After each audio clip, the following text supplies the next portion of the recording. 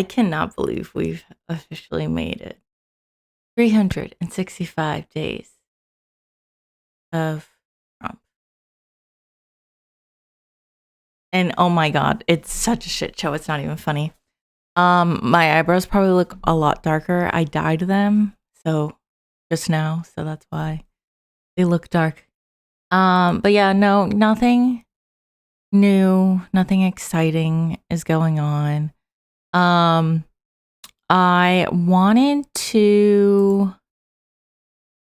was trying to stream earlier, honestly, but why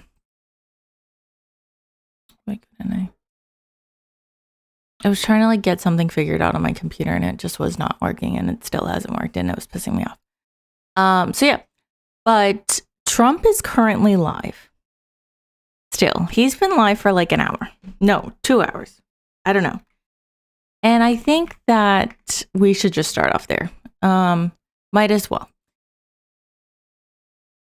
Did he just end? Is he done? Oh no, he's still live. I feel that Norway has tremendous control over who gets. How long has he been live? So I think we should just start from the beginning, because he's said some very interesting things already. And yeah, let's start from the very beginning. Oh my God, he's literally been live for 2.5 hours. That's fucking insane. That's diabolical. Olaf, I hate when you like go right in front of my fucking camera. I can't see anything. Okay, let's see him embarrass us even more. That'd be great. Olaf, I cannot see. Oh, God, I cannot believe that the Democrats fucked this up so fucking badly that we have a fucking pedophile human trafficker as president of the United States. I will never forgive them. I will never forgive those fuckers. Assholes. I'm so pissed. Olaf, I cannot see. I hate when you do this. We have a lot of accomplishments, and as you know, this is the anniversary, first anniversary. Hopefully it's your last. January 20th, and it's been an amazing period of time. It's been hell. A book that I'm not going to read to you, but these are the accomplishments of what we've produced. All produced. What a fucking loser. What a fucking loser and a waste of trees. Page after page after page. Individual things. I could stand here and read it for a week and we wouldn't be finished. But we've done more than any other administration has done by far. Yeah. In terms of military, in terms of ending wars, in terms of completing wars. Nobody's really seen very much like it. I think it's appropriate that because Minnesota is so much in the fray, and I say to my people all the time, and they're so busy doing other things, they don't say it like they should. They're apprehending murderers and drug dealers and a lot of bad people, and these are just some of the more recent ones that we have, and I can show you some of the people, vicious, many of them murderers. Okay, this motherfucker is holding up like people that have probably already been arrested. I think it's really funny that he's literally holding up convicted of second-degree sexual assault of a child. Meanwhile, this motherfucker is a pedophile. He's a fucking pedophile. He's all over the Epstein files, and he's like, Minnesota's worst of the worst. This is the president of the United States that's a fucking pedophile. But yeah, sure, okay. Like, it's just gross. It's fucking disgusting, and fuck the Democrats for allowing this to happen. I will never forgive Merrick Garland. I hope he gets booed every fucking place he goes, because he's the reason this is fucking happening. Other Democrats as well for capitulating. Centrist Democrats specifically have like done fucking nothing to fight the fascists. But Merrick Garland is the number one, because he should have locked this motherfucker's ass up the moment Joe Biden's hand laid on that Bible. Lock him up. But no, we wanted to be kind. We wanted to forget. We wanted to not hold someone fucking accountable for doing an illegal coup on the United States. It's absolutely diabolical. These are all out of Minnesota, just Minnesota. I say, why don't you talk Millions of people live in Minnesota. Like, this is like 100 people. That's honestly like not a lot, buddy. about that more? Also, the thing is, I don't even know if they're real. Like, I don't even know anything that they are saying is true. And that's pretty fucked up because, like, I don't want to assume that. Olaf, figure your shit out. My God. He cannot figure it out, and he's making me angry. 1 second. You're down. Yeah.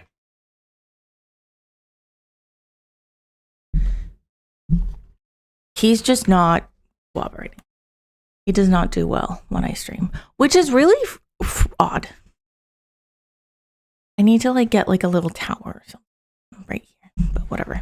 Anyways, what I'm saying is, oh, you're done. Okay. He needs to be put in tight, so he's outside. But what I'm saying is, it's just like, these people are monsters. We have fucking concentration camps in the United States because of this monster. The Democrats have not done fucking anything. You have Hakeem Jeffries tweeting the most stupidest fucking shit possible. And it's embarrassing. Well, we have a fascist pedophile in the fucking White House. And then holding up this bullshit when it's just mind-boggling to me that we don't have a fucking opposition party. We don't have any fighters. It makes me so angry. Because people don't know. Do you want to live with these people? No, I don't want to live with you as the president. I really fucking don't. International murder. This is how he's starting off. This is literally how he's starting off his press conference for passing the anniversary. This. People that are living if they're apprehended and either put in jails in their country from where they came, and the countries respect us. And that's not how things work. When you're deported, they don't put you in jail. They let you go free. That's why the deportations is stupid. Because normally they don't serve the crimes. I mean, they don't serve the times. It's a very wishy-washy system. So they actually put them there. In the old days, they didn't respect our country. Biden wouldn't do this because he let them all in. You know, if you didn't have open border policies of Biden, none of this, all of the time that we spend talking about Minnesota and everything else, most of them are coming from out of the country. And it's been caused by a previous administration. Look at this, one after one. Boy, these are rough characters. These are all criminal, illegal aliens that, in many cases, they're murderers, they're drug lords, drug dealers. I would like to say he literally just pardoned another narco trafficker who was literally doing 8 years for distributing meth. He pardoned that motherfucker. But yeah, sure, keep going. They're the mentally insane. There's some of them who are brutal killers. They're mentally insane. They're killers, but they're insane. These are just in Minnesota. In California, it's worse. In other states, it's worse. No, Minnesota, the crime is incredible. The financial crimes are incredible. And the problem is because of the agitators and insurrectionists, whatever you want, troublemakers, but they're paid agitators and insurrectionists. Nobody talks about the fact that $19 billion at a minimum is missing in Minnesota, given to a large degree by Somalians. They've taken it. Somalians, can you imagine? And they don't do it. A lot of very low IQ people, they don't do it. Other people work it out, and they get them money, and they go out and buy Mercedes-Benzes, and they come from here, they have no money, They never had money. They never had a life. They never had a government. They never had a country. Because there's basically no country. Somalia is not even a country. Christ. They don't have anything that resembles a country. And if it is a country, it's considered just about the worst in the world. They come here and they become... God, he's such a dick. He's such a fucking dick. He has such an hatred for Somali people, and it is insane how much he hates them. What the fuck have they ever done to you? Rich and they don't have a job. I was told they're that smarter than your Omar ass. is worth $30 million. She never had a job. She's a crooked congressman. So here is another one. And I have, oh, by the way, we just took out, these are all what ICE is doing. And it's a dangerous job. These are rough people. Weapons. This one here is very bad.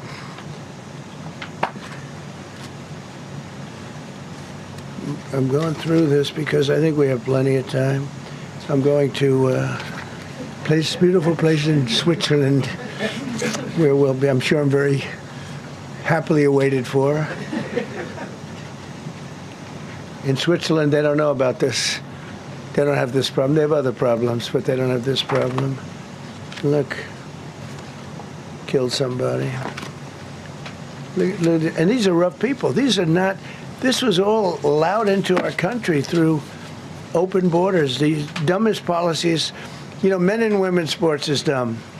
But to me, having an open border for the world to come in, drug dealers and prisoners. Venezuela, as an example, opened their prisons into the United States. That's why one of the reasons I felt so strongly against Venezuela. Now I'm loving Venezuela. They've been working with us so well. It's been so nice. And an unbelievably nice woman also did a very incredible thing, as you know, a few days ago. We're talking to her, and maybe we can get her involved in some way. I'd love to be able to do that.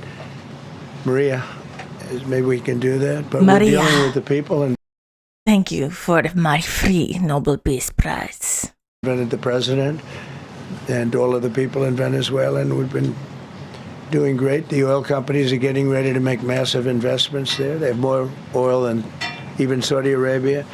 They're actually not. Like, it's actually, like, a lot of the oil people are, like, talking behind the scenes. They're not very happy.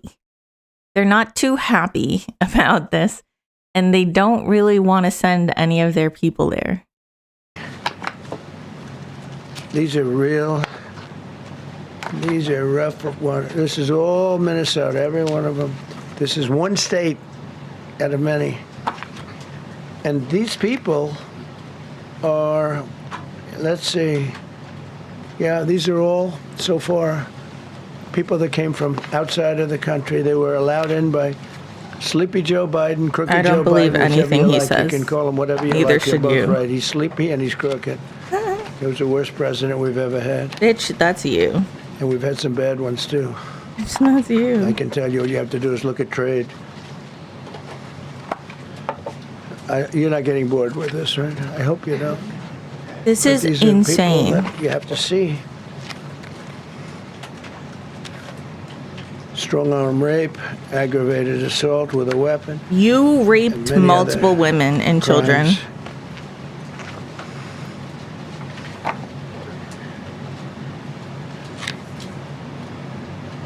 Gang member, known as one of the toughest people around. These are tough people. So this is what the people are trying to protect, because all ICE wants to do is get them out of our country, bring them to prisons and jails and mental institutions from where they came. That's all they want to do. They're patriots, and they have to be abused by guys like Don Lemon, who's a loser, lightweight. I saw him the way he walked in that church. It was terrible. I have such respect for that pastor. We're going to talk about that church. But apparently this pastor literally is an ICE agent, also like a fucking... That's like literally the epitome of an evangelical Christian. So fucking fake. I was just making a TikTok because I'm trying to I was thinking of making this series trying to become a political streamer because my TikTok literally sucks now. It's gone down the hill. So that's what I was doing. He was so calm. He was so nice. He was just accosted. What they did in that church was horrible yesterday. Look at it. 24 convictions. 24 times convicted. I don't believe charges. These are convictions. So he comes from outside the country. Do you think he's going to be good here? He's convicted 24 times. He's going to be good here, right? It doesn't work that way. He's a man murderer. One of many. One of many. All they want to do is get him out. They want to take him out of our country. And we're met with paid agitators and insurrectionists, troublemakers. They're paid. You know, when the woman was shot, and I felt terribly about that. And I understand both sides of it. But when she was shot, there was another woman that was screaming shame, shame, shame, shame, right? You saw it. So loud. Like a professional opera singer. She was so loud and so professional. She wasn't a woman that was hurt, like, oh, my heart's injured. She was a professional. She's shame, shame. She's screaming, shame, shame. I said, that's not a normal person. That's a professional. These are professional agitators and professional people that want to see our country do badly. But that's not happening because we have the hottest country anywhere in the world, despite this stuff. Look at this. All top of the line criminals. They're not going to be good. They're not going to be well behaved here. I could do thousands. We had over 3,000 in the last fairly short while. Just in Minnesota. What's the number, Carol? 10,000. 10,000 criminals arrested in Minnesota. That's 10,000. fucking bullshit. That is fucking bullshit. Shut the fuck up. 10,000. Just go into the White House. All the criminals are there, including you, plastic fat. No, that's Chrissy Nome. I don't want to call her fascist Barbie because she's like not as pretty. And I feel like that's an insult to Barbie. So I'm still, and I don't really like KKK Levitt. I haven't decided yet. Criminal, and these are serious criminals. Now, how can a place with 10,000 criminals, how can you have a state? And yet they're fighting us. Yeah, I like that guy. He keeps nodding to me. You agree with me, I guess. I like him. I don't know who he is, but I like him. He keeps nodding. He says, you're right.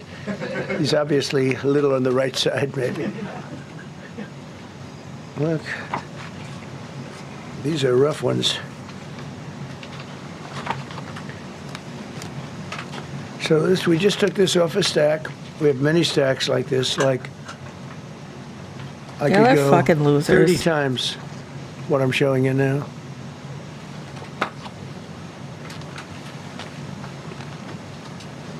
Relations with Hezbollah, that's nice. Why do we allow them in our country? Why do we allow them in our country is such a Nazi fucking take. Ugh, God, he's despicable. I'm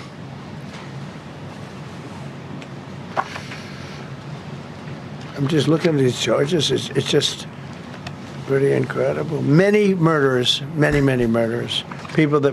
He's the fucking pedophile human trafficker. That's what gets me so angry when he talks about this. And he's probably like in his head, yeah, I've done all this criminal shit and I've gotten away with it, but these fuckers got caught. Losers. Murdered. We've been listening to President Trump here address... Oh, wait, no. What?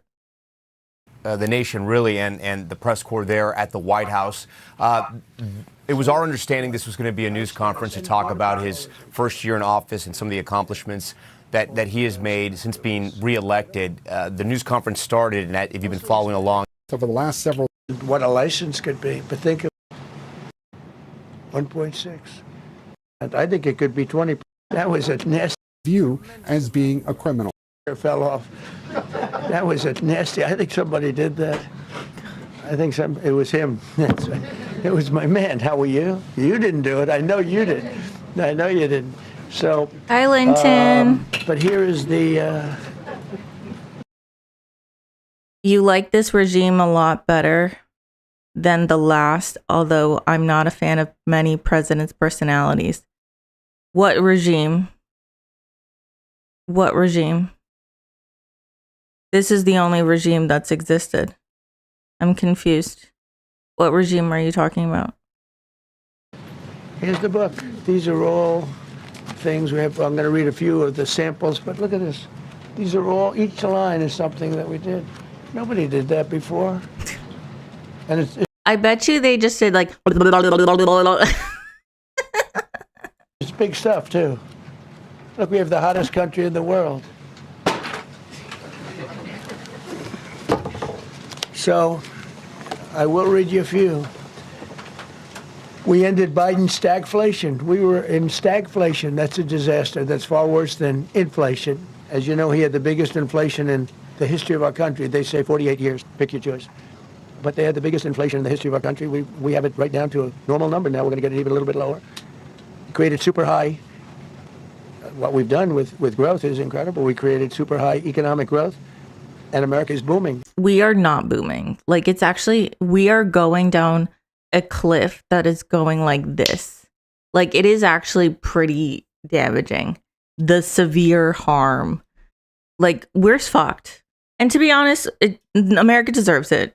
America deserves everything that's coming to it because of the amount of harm that is being implemented. I mean, the tariffs in and of itself, the sanctions, like, we are destroying so much, and it's gonna bite everyone in the ass. It's called imperialism boomerang.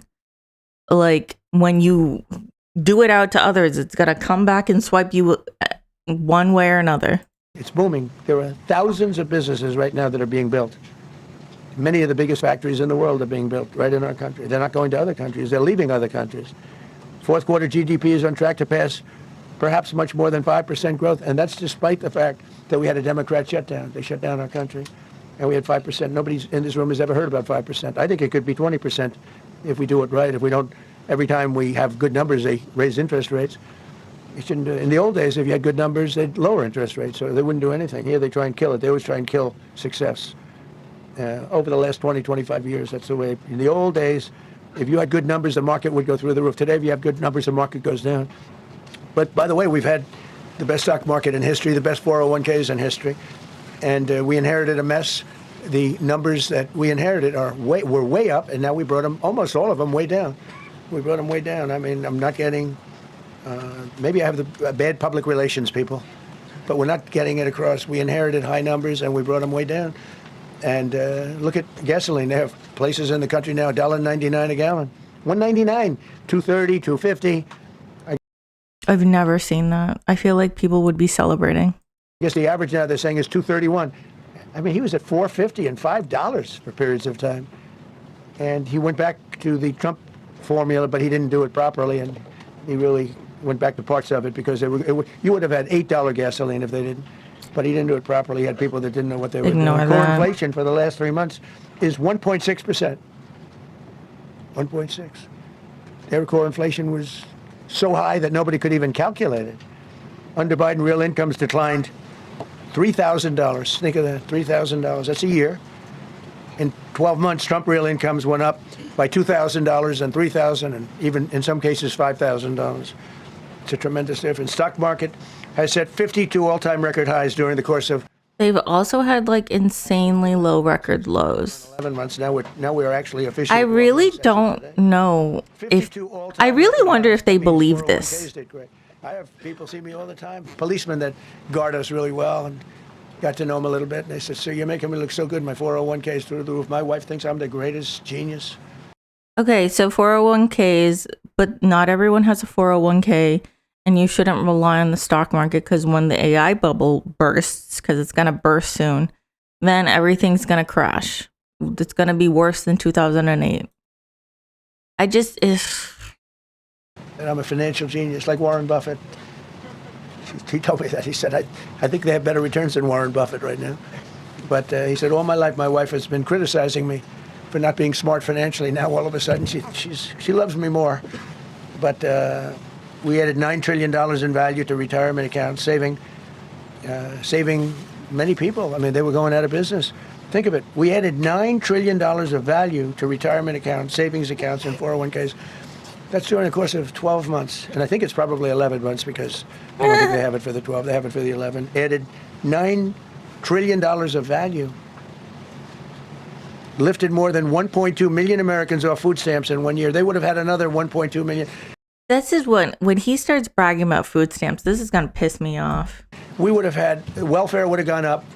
And instead of investing $18 trillion in our country, now it's probably more than that, but $18 trillion and having thousands of plants being built all over the country, you would have had thousands of plants closing all over the country. And you would have had disinvestment, and you would have had welfare going way up. You know, if you look at SNAP, take a look at SNAP, what happened with that? It was at $7 billion, and it came out. Hopefully it does crash. This country needs a digital currency system. That will not happen. This country does not need a digital currency system. Crypto and Bitcoin are destroying this country. They are literally, there's no safeguards. And the Genius Act is actually going to be another reason why there's going to be more crashes because of the mixture with crypto and Bitcoin. This digital currency is not, I don't know why people want that. I really don't. To over $51 billion. Nobody's ever seen anything like it. The past administration had no clue. Or they were really bad, but they basically had no clue. But they did have a concept. I mean, they're still trying to sell the idea of men playing in women's sports. You saw that in the Supreme Court. I mean, some of those justices were fighting for them, too. They were fighting for them. But the Supreme Court also today said that they're not going to vote on his whole tariff thing. And I think they literally are so against his tariffs, but they are terrified of him. And it's actually insane that they're terrified of a 79-year-old Alzheimer's baby.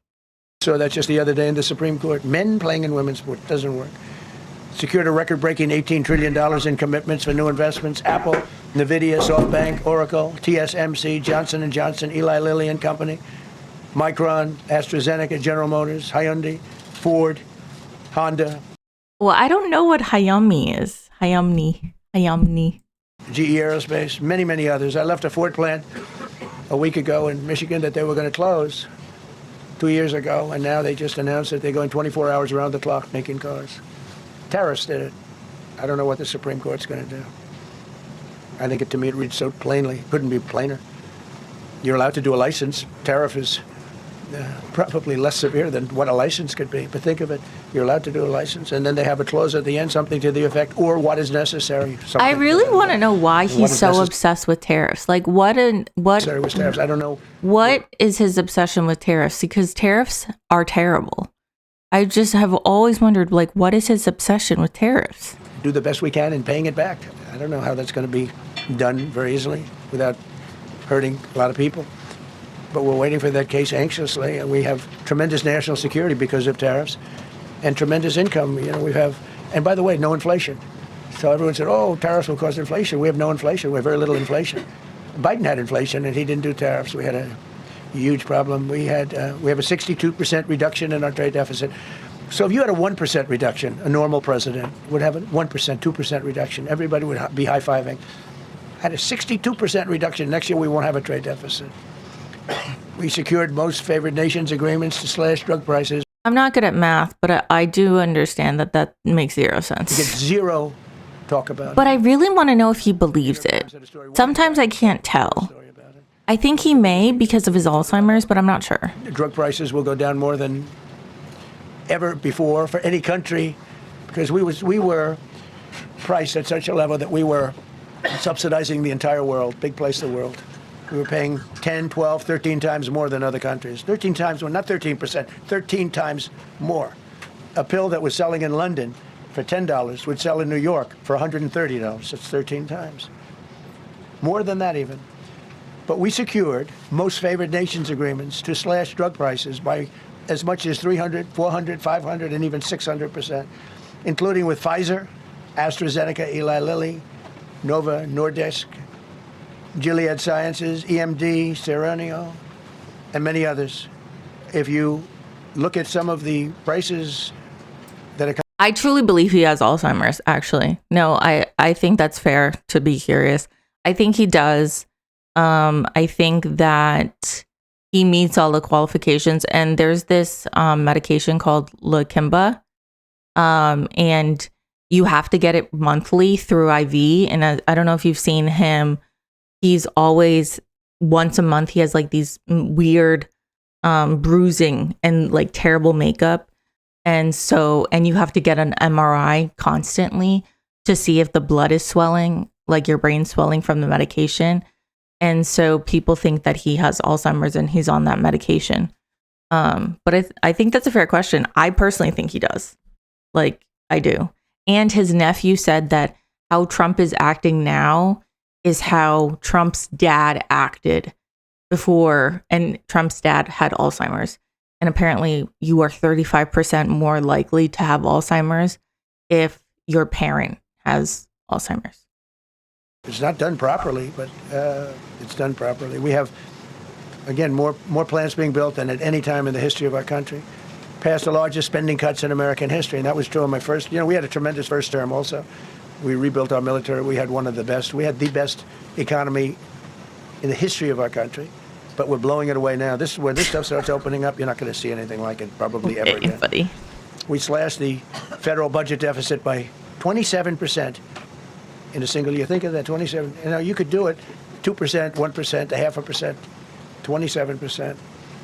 And that's with all of the things we have to do, all of the people we have to put on the payroll to get rid of people that are murderers. Again, when you see people in Minnesota that are murderers, these people are fighting to keep them there. And I say to Christie and to Tom Homan, the great people that work. Many have been speculating he had suffered a stroke last year. Yeah, like when he went away. I think he could have. My dad had a stroke, so like I know some of the symptoms.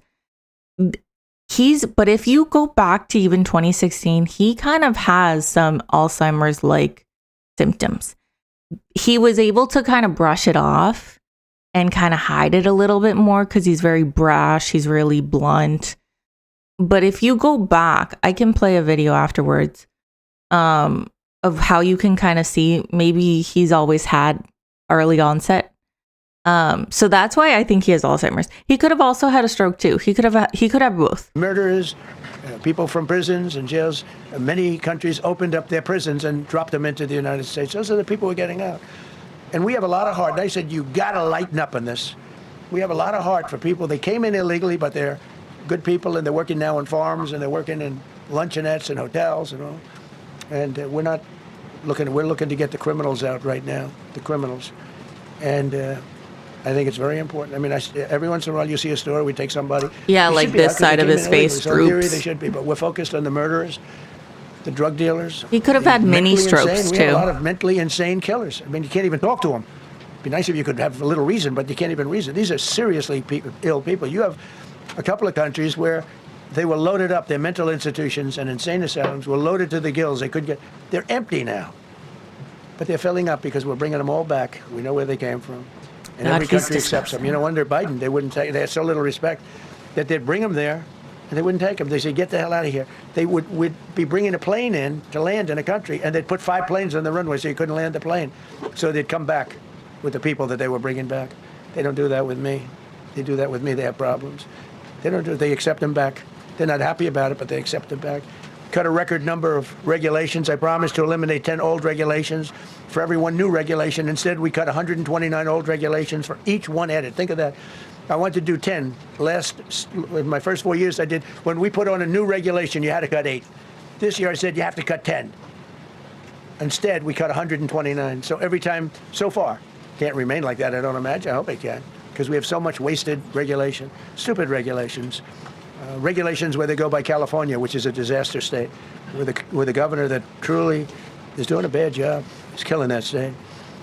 If he ever ran the country, this country would be Venezuela very quickly. Using tariffs slashed the U.S. trade deficit by an incredible 77%. The trade deficit is down, and that doesn't include the last month where we had our best month. We slashed the trade deficit by an incredible 77% in 1 year with no inflation. something that everyone said could not be done. So What did Biden have? I remember watching his debate against Trump in 2024. It sounded like Biden was struggling to form coherent responses. So this was before we found out he had cancer.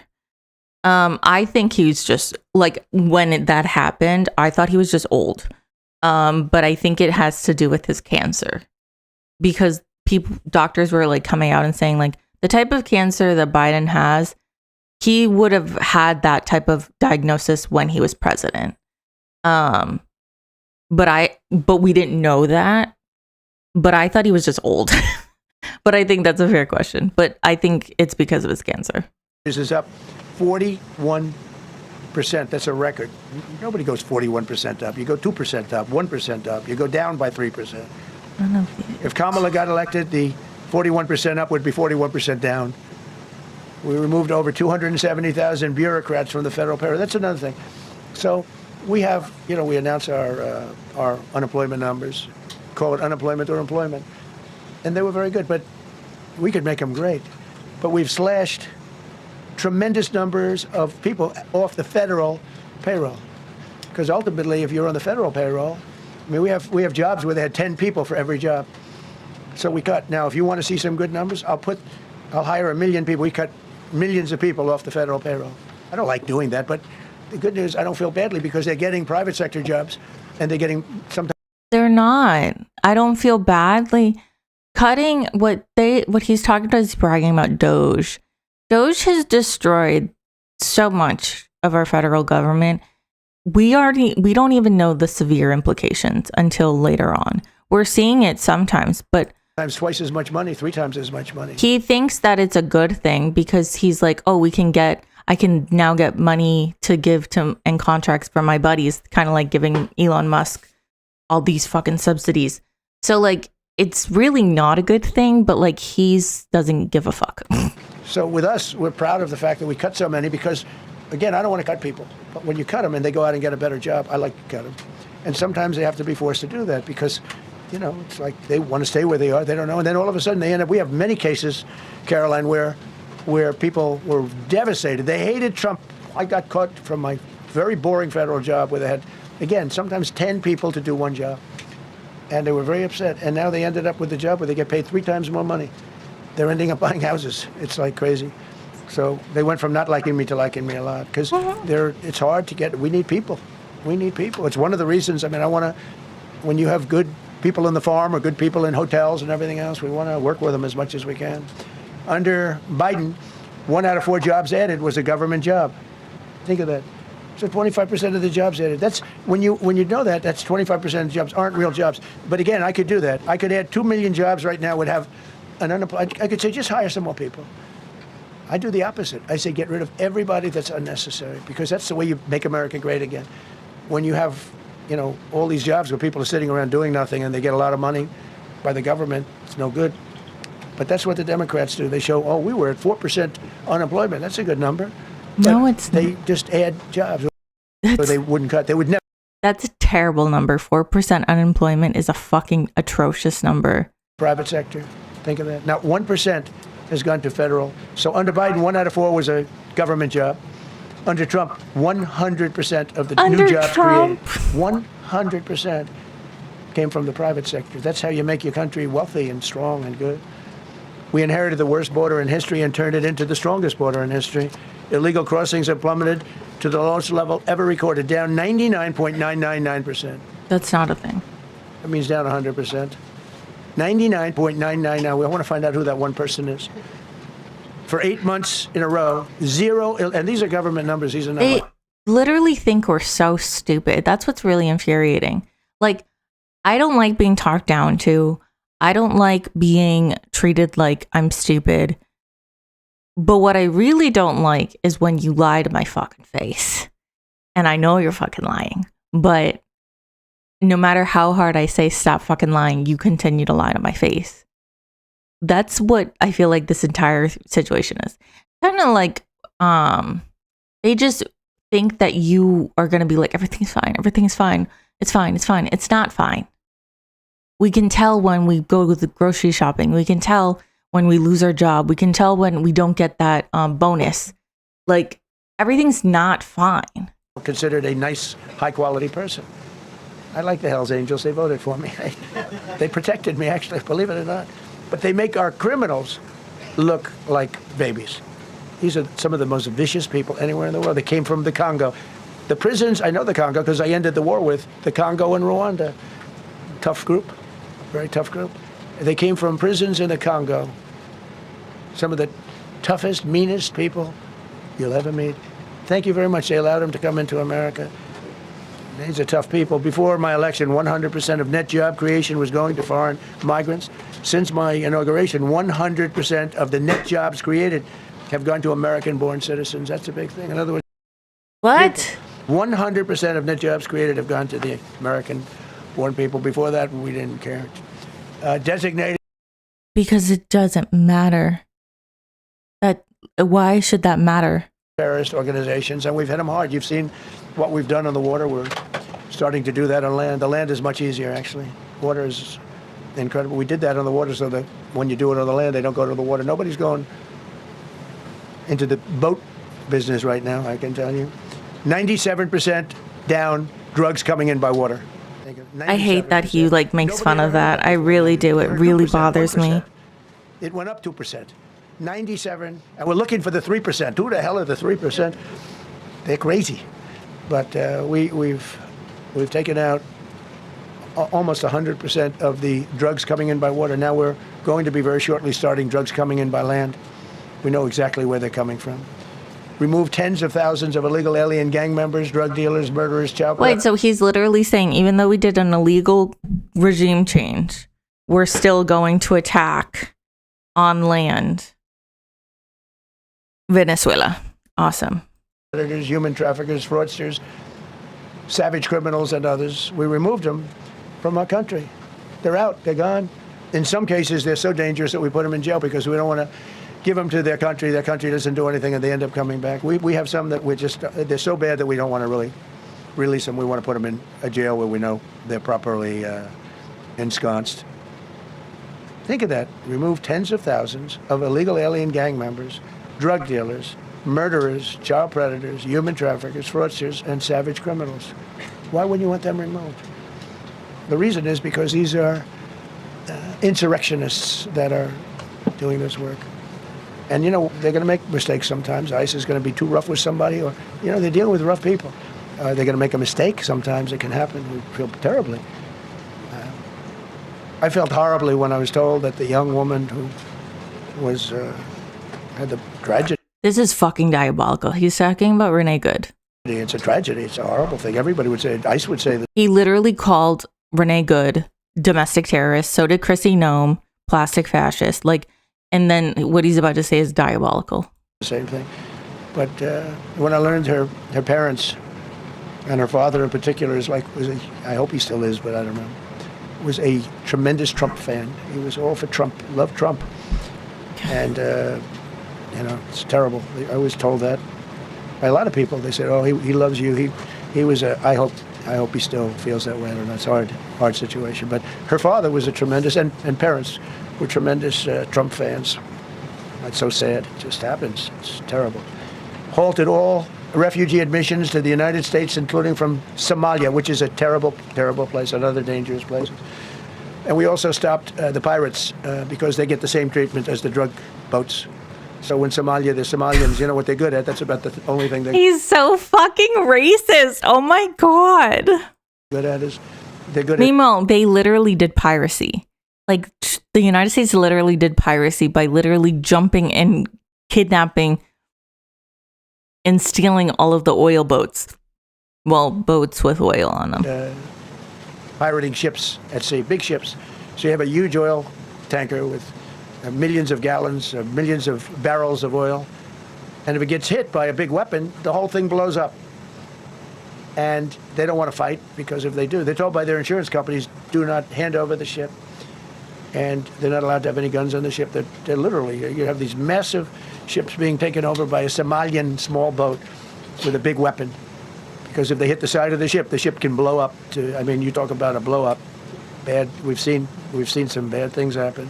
And the insurance companies, some of these ships cost more than $1 billion to build. And the insurance companies say, look, we'd rather give them money than take a chance on $1 billion insurance policy. But they don't have to worry about it because we hit them the same way we hit the people with the drugs in their boat. They don't know what the hell happened. But all of a sudden, there are no pirates at sea. Do you notice? We haven't had a boat taken in a little while. Came out of Somalia, really corrupt place. It's not a country. They don't have government. They don't have anything. I always hate to see this. Ilhan Omar, she comes from Somalia, a backward country, probably the worst country. They say it's the worst country in the world, if it's a country. I don't even think it's a country. There's no organization, no anything. They don't have police. They don't have military. They don't have anything. They just have... Imagine if someone said this about Israel. It's pure racism. This is pure white supremacy. This is pure racism. But if anyone said this about Israel, oh my God, that's anti-Semitism. But because it's an African country, no, who gives a fuck? People running around killing each other and trying to pirate ships. But she'll come here, comes, and then she wants to tell us how to run our country. The Constitution says that I am entitled to this. I can't stand her. You're disgusting. Terminated all taxpayer-funded benefits for illegal aliens and kicked 275,000 illegals off of Social Security. They were illegally getting Social Security. 275,000 people. I'm telling you, it's not that this is pleasurable, but if I weren't elected president, this country was going to be destroyed quickly, very quickly. I think within a year, if you had Kamala or a Joe type. I mean, Joe was a disaster, but if you had Kamala, he was the replacement. I was up by like 25 points on Joe, and they said, hey, let's get somebody else. This never happened. Well, I had so many firsts. You're leading somebody by a lot, and they say, oh, let's take him out, let's put somebody. That's like I said to Dana White the other night. I said, you know, Dana, it's like you have a fighter, two fighters, one guy is winning by a lot. And they say, oh, let's take this guy out, let's put a new fighter in the ring with him. That's what happened to me. I was doing great with Biden. The whole campaign was against Biden. All the money was spent against Biden, and all of a sudden I got Kamala. Everyone said, who the hell is she? But that didn't work out too well for them, but never happened before. We are about lots of firsts. Designated English as the official language of the United States of America. We did that very powerfully. And while we're at it, we also took the Gulf of Mexico, and now it's the Gulf of America. Because we have 92% of the shoreline. It always bothered me. I'd say, you know, we have most of the shoreline. Mexico has a small percentage. It talks about 8%. We have 92%. And I said, why is it the Gulf of Mexico? It should be the Gulf of America. I was going to call it the Gulf of Trump, but I thought that I would be killed if I did that. I really think he's not joking. Like, I truly believe he would have done that. I'm not kidding. I wanted to do it. I wanted to. My people worked so hard. Sir, I don't think it'll look too good. I'm telling you, it's a good thing. And it'll be hotter than ever. I said, no, but I decided not to do that. I'm joking, you know, when I say that. I was not going to call it the Gulf of Trump. Because tomorrow it'll be, Trump wanted to call it the Gulf of Trump, but he was rebuffed by his people. And people don't rebuff me too much. The Gulf of Trump, that does have a good ring, though. Maybe we could do that. It's not too late. No, we have the Gulf of America now. It's great. Our country is proud for the attack on Venezuela, the attack on the Iran nuclear capability, wiped it out. I mean, first administration, Soleimani, the father of the roadside bomb, al-Baghdadi, the father of ISIS, who was rebuilding ISIS. We wiped them out. Done a great job. Signed an order that will end birthright citizenship for children of illegal migrants. You know, that case is in court right now. That case was meant for the children of slaves. All you have to do is look at the years. Look at the years where the cases were filed and where the decisions were made. They were right at the end of the Civil War. They're trying to say that, you know, in China is making a big business out of that. They come to the country, they have a child, the American citizen, they get all the benefits. It had nothing to do with that. That was for the children of slaves. And I hope the Supreme Court so rules. Designated fentanyl as a weapon of mass destruction. It is. We lost, I believe, 300,000 people this year. 300,000 people. That's like filling up one of those big football stadiums 5 times. It's not even believable. I mean, you could be in a war and you wouldn't lose that many people. So we designated fentanyl a weapon of mass destruction. Conducted numerous successful military strikes against narco-terrorists operating in our hemisphere. That in and of itself is needs its own Nuremberg trials. Like, there's going to be like 20 Nuremberg trials if the Democrats get their fucking shit correct. Will they? I really don't know, to be honest. Because if we don't elect fighters, if we don't elect people that actually care, we are fucked. Like, we are so fucked. It's not even funny. So I really don't know. I hope so. But how the Democrats have been acting, I don't know. And that's fucking terrifying. Including the water strikes. Drugs brought in by ocean. So I told you that we're down by, close to 100%. It's hard to get somebody to pilot those boats. Right? They have to be people that don't watch television, don't read the news. And we just blew up their facility. They had a docking facility where the drugs were stored.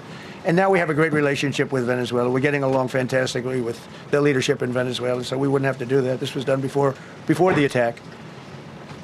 But we captured and brought to justice the outlaw dictator of Venezuela, Nicolas Maduro, who, through drugs, killed millions of people in our country. Tremendous drug dealer.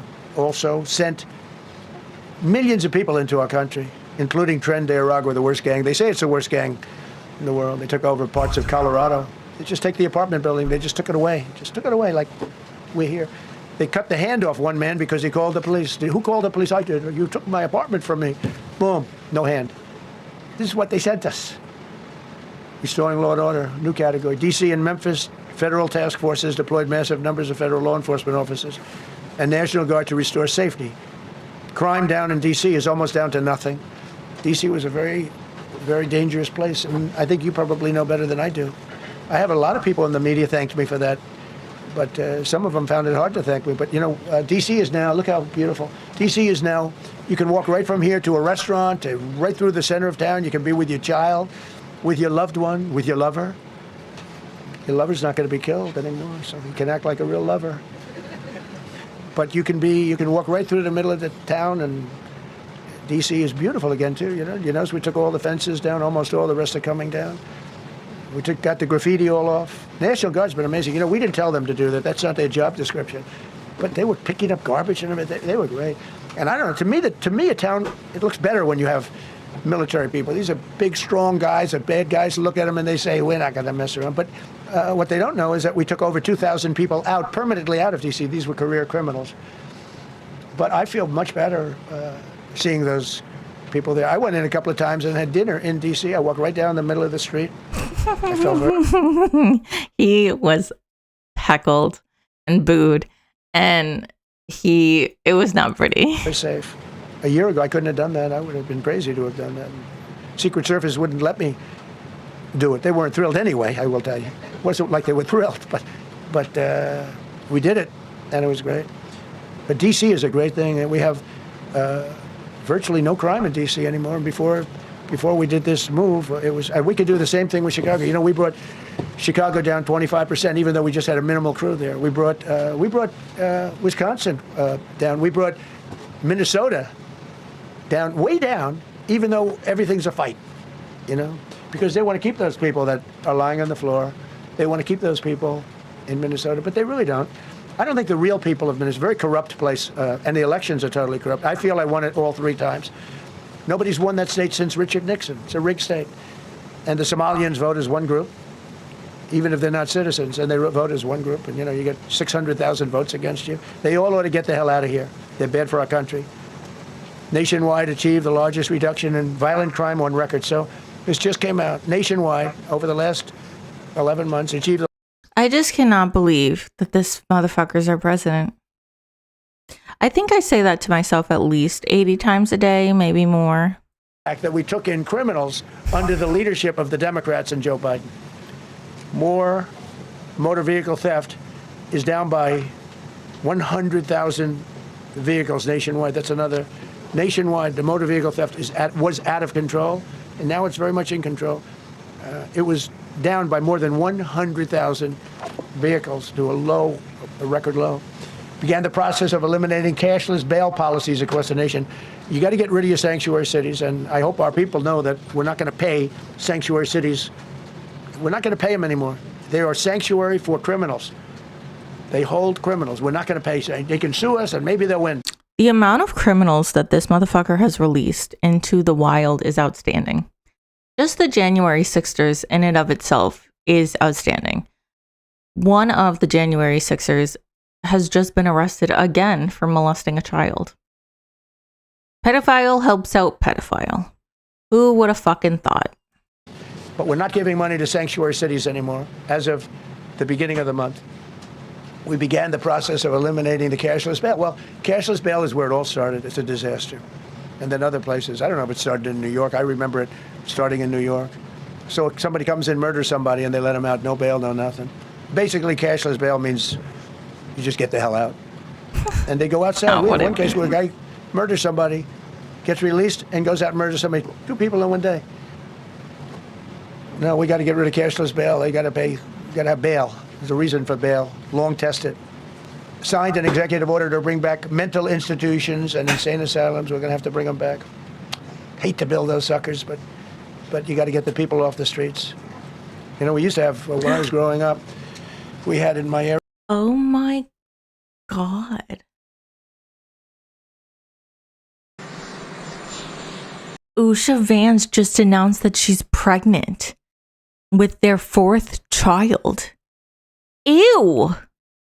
I'm sorry. I just had to like bring that in because I was a little off taken from that. That's, oh my God. I feel so bad for that child. Also, fuck her. Fuck Usha. Also, like, none of the MAGA people are going to get on this, by the way. Area in Queens. I grew up in Queens. We had a place called Creedmoor. Creedmoor. Did anybody know that? Creedmoor. It was a big, I said, Mom, why are those bars on the building? I used to play Little League baseball there, a place called Cunningham Park. He was quite the baseball player, you wouldn't believe. But I said to my mother, Mom, she would be there, always there for me. She said, son, you could be a professional baseball player. I said, thanks, Mom. I said, why are those bars on the windows? Big building, big, powerful building. It loomed over the park, actually. She said, well, people that are very sick are in that building. What? I said, boy, I used to always look at that building and I'd see this big building, big, tall building. It loomed over the park. It was sort of, now that I think it was a pretty unfriendly sight.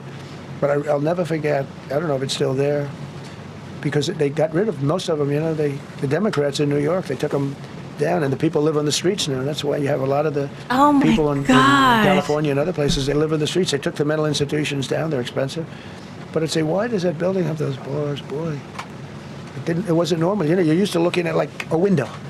But this one, you're looking at all this steel, vicious steel, tiny windows, bars all over the place. Nobody was getting out. It's called a mental institution. That was an insane asylum. That just shows how fucking old you are and inhumane. Designated Antifa as a domestic terrorist organization, and many others. It is. America is respected again on the world stage. That's another topic. Obliterated Iran's nuclear enrichment capability, and Operation Midnight Hammer was one of the most successful anyone's ever seen. CNN fake news. I don't know where they are. CNN. Anybody from CNN here? Fake news. Nobody wants to raise their hand anymore. They used to, oh, here. Now, if you're with CNN, you don't raise your hand. But they said, well, maybe it wasn't that successful, which I really was angry because these pilots took their life in their hands. 2 o'clock in the morning with no moon, dead dark, gun shooting at them. They went in with those beautiful B-2s, and every single bomb went down an air shaft and obliterated it. And CNN came out and said, well, maybe it wasn't, by a scam writer who wrote, you know, fake stories, a lot of fake stories on other topics, right? Because when we did it, we said, that's a terrible thing. You know, the pilots came back and they said, we hit everything. They did a great job. Then on top of that, we launched from a submarine about 30 Tomahawks on top of everything else. The place was obliterated. CNN said, well, maybe it wasn't that bad. Turned out it was worse than it was. You know who could tell you that? The Iranians would tell you that. Because if they do anything, they're going to have to start a brand new place. But they did an amazing job. That was like what we did with Venezuela. I mean, nobody's ever seen a military operation like that. Ended 8 unendable wars in 10 months. These were unendable wars. Cambodia and Thailand fighting for years. Kosovo and Serbia. The Congo and Rwanda. Pakistan and India, they were really going at it. 8 planes shot down. They were going to go nuclear, in my opinion. The Prime Minister of Pakistan was here. And he said, President Trump saved 10 million people and maybe much more than that. They're both nuclear countries. Israel and Iran. Egypt and Ethiopia were going to fight over a dam, and I got them to stop. I still got to work it out. I don't think I've ever heard him say these. Ethiopia. What? Because they put a dam up in Ethiopia that stops the flow from a little river called the Nile. I always think of the Nile being in Egypt, you know, beautiful Nile, with the pyramids, but they put a dam up. You know who paid for the dam? The United States of America. It's the biggest dam, I think, in the world. They put a dam up. I said, how did you let that happen? Why would we have done that? We financed it. This country would. I don't know. Maybe it was a Republican I don't know president, what he's but I talking don't about, think it to be was. I think honest. it was a I have no Democrat, but idea. What a terrible thing.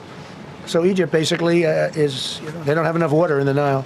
And they use that for a lot of things, including entertainment and travel and tourism and everything. I mean, I don't know. They got a big dam. I got to work that one out now, too. Armenia and Azerbaijan, President Putin told me, I cannot believe you settled that war. I've been trying to settle that war for 10 years. Armenia and Azerbaijan. They were fighting it for many, many years. And I ended up getting the heads of the both countries in my office. The beautiful Oval Office, much more beautiful now than it ever was. And one side of the other said, you know, I've been the head of Azerbaijan for 22 years, and for 22 years I've been killing his people. And the other gentleman, and both very good guys, said, I've been here for 7 years, and for 7 years I've been killing his people. What? And they started over there, and within an hour they were next to each other, and by the time we ended, they were hugging each other. I really think he's delusional. This is fucking delusional. I cannot believe that he... God, this is so fucking embarrassing. And it's been a great peace, you know. Should have gotten the Nobel Prize for each war, but I don't say that. I say millions and millions of people. And don't let anyone tell you that Norway doesn't control the shots, okay? It's in. So this is very interesting. Apparently, China, a couple of years ago, I learned this on Breaking Points last night. China, a couple of years ago, got very angry when this Chinese activist won the Nobel Peace Prize. And they got very angry at Norway. And Norway was like, we have nothing to do with the Nobel Peace Prize. The Nobel Peace Prize is an entity in Norway, but we, the government, don't have anything to do with it. And the United States then reprimanded China for those comments. Little did we fucking know that the president of the United States were going to say the same fucking thing just a few years later. Norway. Norway controls the shots. They'll say, we have nothing to do with it. It's a joke. They've lost such prestige. That's why I have such respect for Maria doing what she did. She said, I don't deserve the Nobel Prize. He does. When she got it, they said, wow, that's amazing. I thought President Trump would get it. President Trump deserves it. He ended up 8 wars. How nice, right? She's a good woman. Got all 20 living hostages returned to their families, and the remains, they all came out. We got the 20 living hostages. We got the 28 hostages. They have one left that we think we know where it is. Amazing. Looked like we weren't going to get anywhere near that. Now they've gotten almost. And more importantly, we got many more, hundreds. We got them all. If we didn't do it, you wouldn't have had, most of those people would have been dead. I don't know if that's covered properly, but you know, the 20 is great. They were the last ones. I always said the last 20 are going to be hard, but we got them. We got the last 20, and we got close to 28 of the bodies of the dead. And to those parents, that was just as important as getting their son back alive. They were almost even more intent on getting. They knew their son was dead. They wanted to get the body. I got him back. We just created the Board of Peace, which I think is going to be amazing. I wish the United Nations could do more. I wish we didn't need a Board of Peace, but the United Nations, and you know, with all the wars I settled, the United Nations never helped me on one war. I mean, I guess I'm not blaming them. I didn't call them to help, but I got, you know, the presidents and prime ministers together. We knocked heads. We got along, and they liked me. I liked them. Every single one of them nominated me for a Nobel Prize. Every one of the wars, among many other people, nominated me for a Nobel Prize. But Putin told me, I cannot believe you got this war settled. I've worked on it for 10 years because it's his territory. Oh my God, he's talking about Putin. Rescued 83 American hostages and citizens detained from abroad without paying a lot of money. Paid no money. Apprehended terrorists responsible for the Abbey Gate bombing that claimed the lives of 13 U.S. service members in Afghanistan, the lowest point in the history of our country. That was a Biden disaster. I was getting out, but I was getting out with dignity and strength. We were the boss. Oh, we were the boss. They wouldn't do a thing against us. And this very stupid person got in, and what a shame. They should have left from Bagram, which is the big military base, which has hundreds of acres around it. Should have left from Bagram. You're an idiot. Terminated visas of Hamas sympathizers and deported pro-jihad foreign nationals. Completely going against the First Amendment. What he's talking about is anyone who is pro-Palestine, which again goes against the Constitution. But what is the Constitution anymore? got NATO members to agree to raise defense spending to 5% of GDP from 2%, and they paid the 5%, and they didn't pay the 2%. And by the way, I did more for NATO than any other person alive or dead. You're destroying NATO. Nobody's done for NATO. And I think for the most part, they'll tell you that. I think you could ask the Secretary General about that, but he said it a lot. I've done more for NATO than anybody, and I see all this stuff, but NATO has to treat us fairly, too. The big fear I have with NATO is we spend tremendous amounts of money with NATO, and I know we'll come to their rescue, but I just really do question whether or not they'll come to ours. You know, I'm just asking. Just saying, right? You remember during the debate? Just saying. Signed $1 trillion investment in U.S. military. And next year, we hopefully will go to a $1.5 trillion. We're building battleships that are 100 times more powerful than the battleships of World War II, which are the big, beautiful things with the guns. I said, what about bringing them out of dry dock? They said, sir, what we're building will blow them away. Think of it. These ships are 100 times more powerful than the battleships that you see on waste of Victory money. at Sea. Do you ever see Victory at Sea?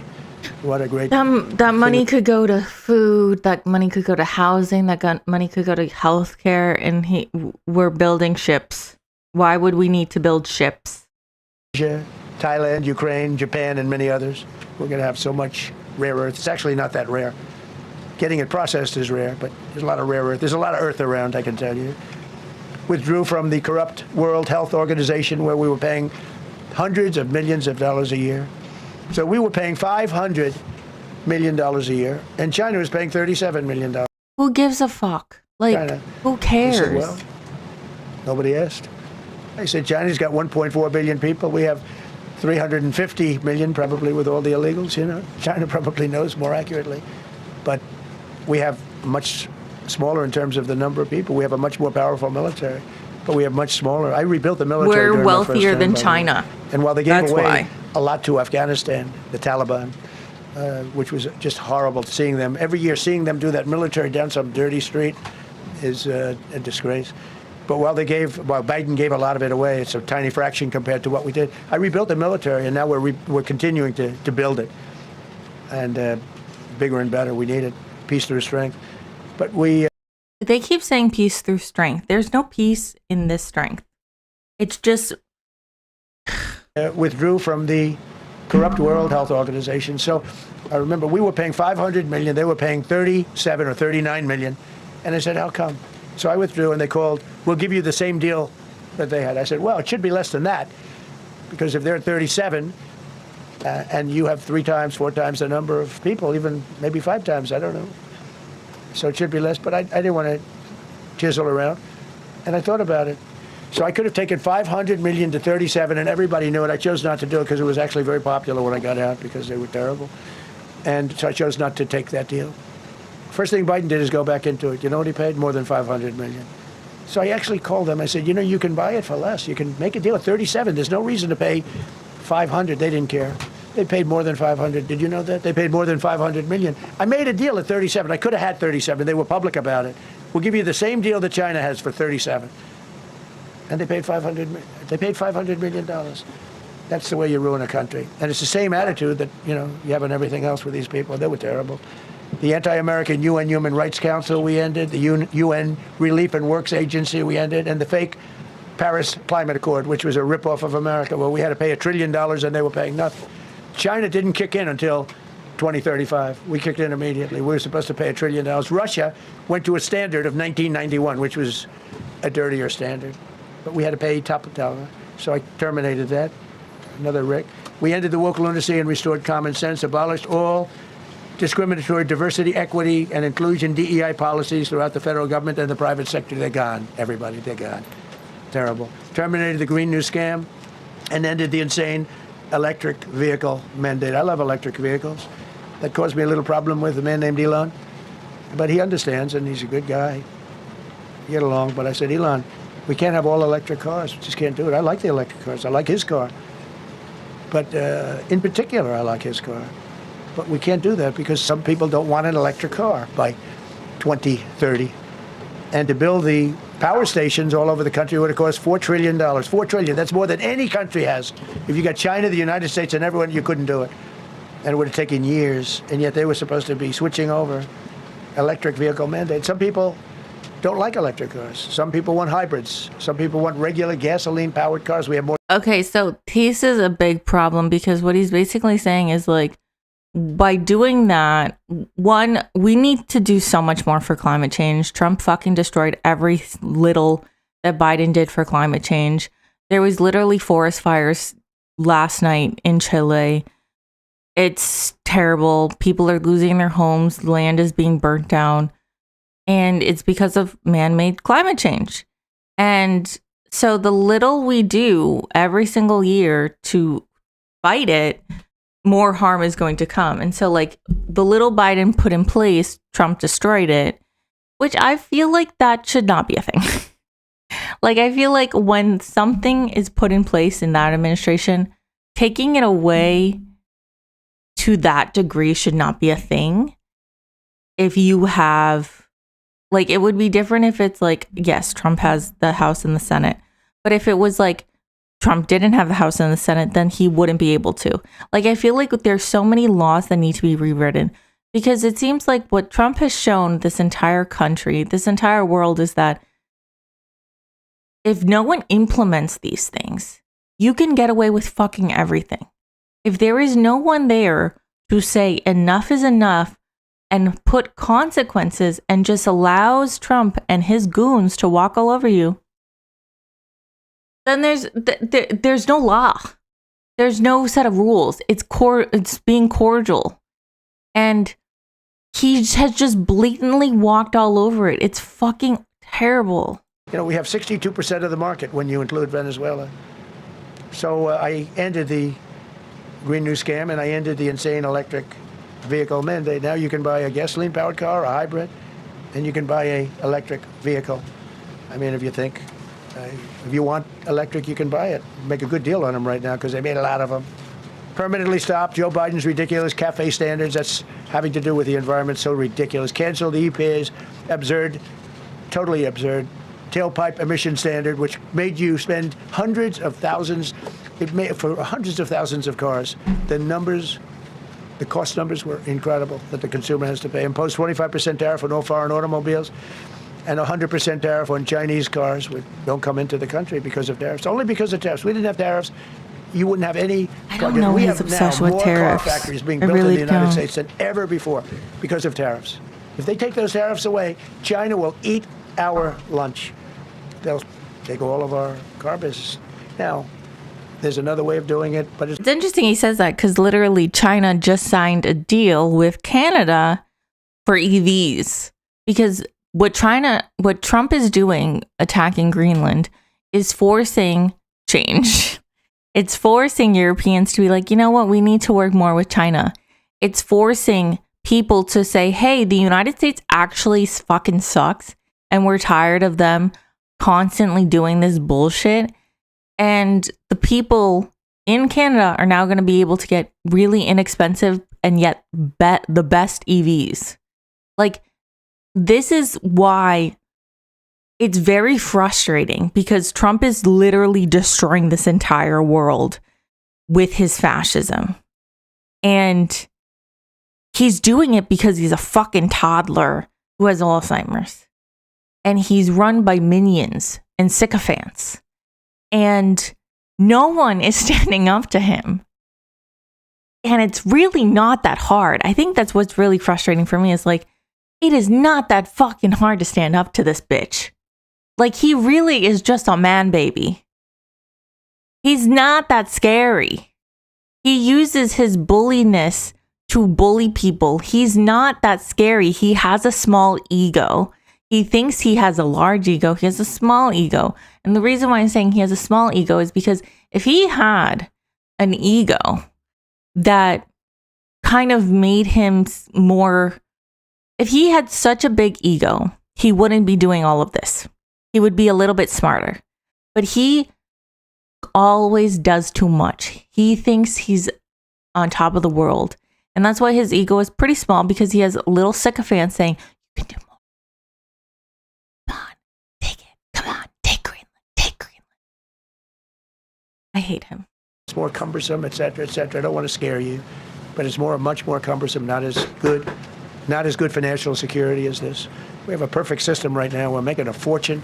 We've never been stronger, and I hope the Supreme Court does the right thing for our country, because if they don't, it's such a problem. It's just... I just don't know what the Supreme Court's waiting on. The Supreme Court is now on their third week of refusing to say their decision on the tariffs. And I think it's because they can't say that the tariffs are okay. And they know if they did, Trump is going to cry like a little bitch. And they don't want to deal with it. That's all I can think about. Like, there's no other reason for for the Supreme Court to be like this. And the fact that the Democrats, again, have not said anything about the Supreme Court is infuriating. Trump is threatening to do 200% tariffs on French wines because Macron won't join his board of peace. Like, that's how fucking ridiculous of a time we live in. It's fucking stupid. So it would be so sad. We're doing so well because of tariffs. We're actually not. And the people that are heading up the lawsuit, like there's a guy named Leonard Leo, who's bad guy, and people that are very China-oriented and foreign car-oriented and foreign business-oriented, but in particular China, they're suing to get rid of tariffs because they don't want tariffs, like Coke. Coke has businesses outside of the United States. If you have them outside, you don't want tariffs. But because of tariffs, they treat us well. Without tariffs, they would treat us very badly, as you saw for many years. They respect us more now than they ever have respected us. No, we're a laughing stock. And revoke the California emissions waiver to stop San Francisco communists from regulating the automobile industry and destroying automobiles and the industry in the nation. I was with Bill Ford of Ford Motors. I was with all the people at General Motors the other day, and they are making more money and building more cars. And I heard this, and I'm kind of surprised he brought it up because he literally was called a pedophile protector, and then someone gave someone the middle finger. Like, I'm surprised you brought it up. They are doing so good, all because of tariffs and what I've done. And they're building their plants all in the United States. Reopened Anwar for drilling. That's a big deal. Launched. We've been listening to President Trump speak at the White House press briefing as he marks 1 year into his second presidential term. The president touting what he sees as his accomplishments this year, including the economy, his tariffs, and securing the border. The president also discussing Venezuela's future, saying of opposition leader Maria Corina Machado, maybe we can get her involved. And President Trump addressing the unrest in Minneapolis. The president... From people like the... They should be able to settle those wars. They don't. Okay, we've heard enough. I have a headache. He's giving me a headache. Okay. What a fuck. Is he still talking? Oh, that's weird. Oh, no. Okay. I was going to be like, he's still talking? Okay. So that's kind of what's going on with that. A lot. I cannot believe it's been 365 days. We are living in hell. Okay. So yesterday I didn't get to talk about this, but I wanted to talk about the whole Don Lemon situation. So Don Lemon went to this church in Minnesota. This was not a coordinated event. But apparently, people found out that the pastor at this specific church also was the ICE director for Minnesota. I'm sorry, that's like hands down the most evangelical Christian bullshit you will ever see. And so I thought we could react to a few right-wingers. First, let's do Fox News.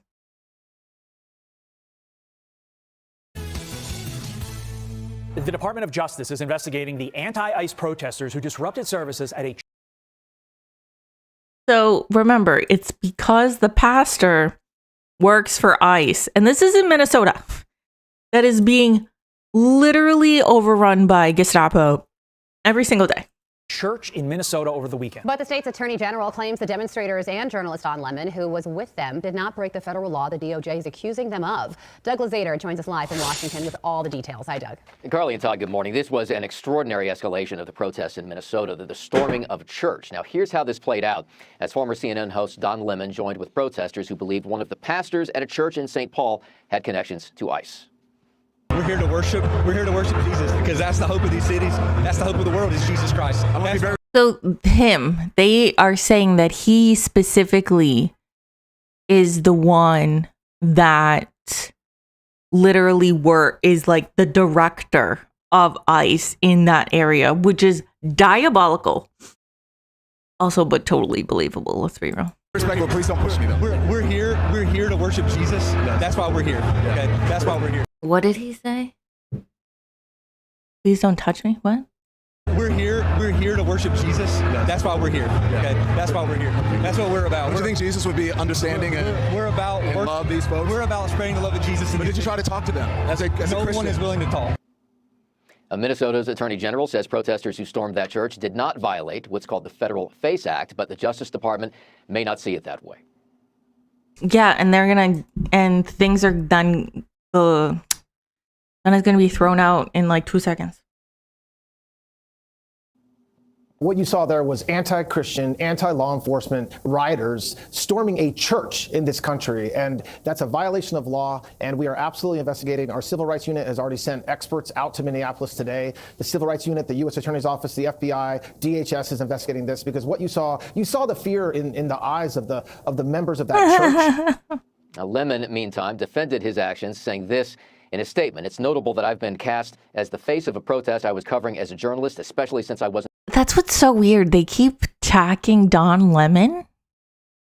I think it's just very, very odd. Like, out of everyone, why are you focusing on the journalist who was just there?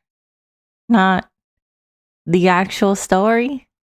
The only reporter there. That framing is telling. I stand by my reporting. Lemon has said that racism is a part of the ongoing immigration enforcement efforts. He has also said that some of his critics have a sense of entitlement based on white supremacy. And Todd and Carl. Yeah, the double down did not end there. Doug, thank you. For more on the double down from Don Lemon, let's bring in Tony Perkins, president of the Family Research Council, a former pastor and police officer. You got quite a resume there, Tony. Lemon doubling down in an interview, Doug alluded to this, following that church raid, saying, this is not the type of Christianity I practice, and accusing that particular church of white supremacy. Your response, Tony? No. That's not, no. He did not accuse that church of white supremacy.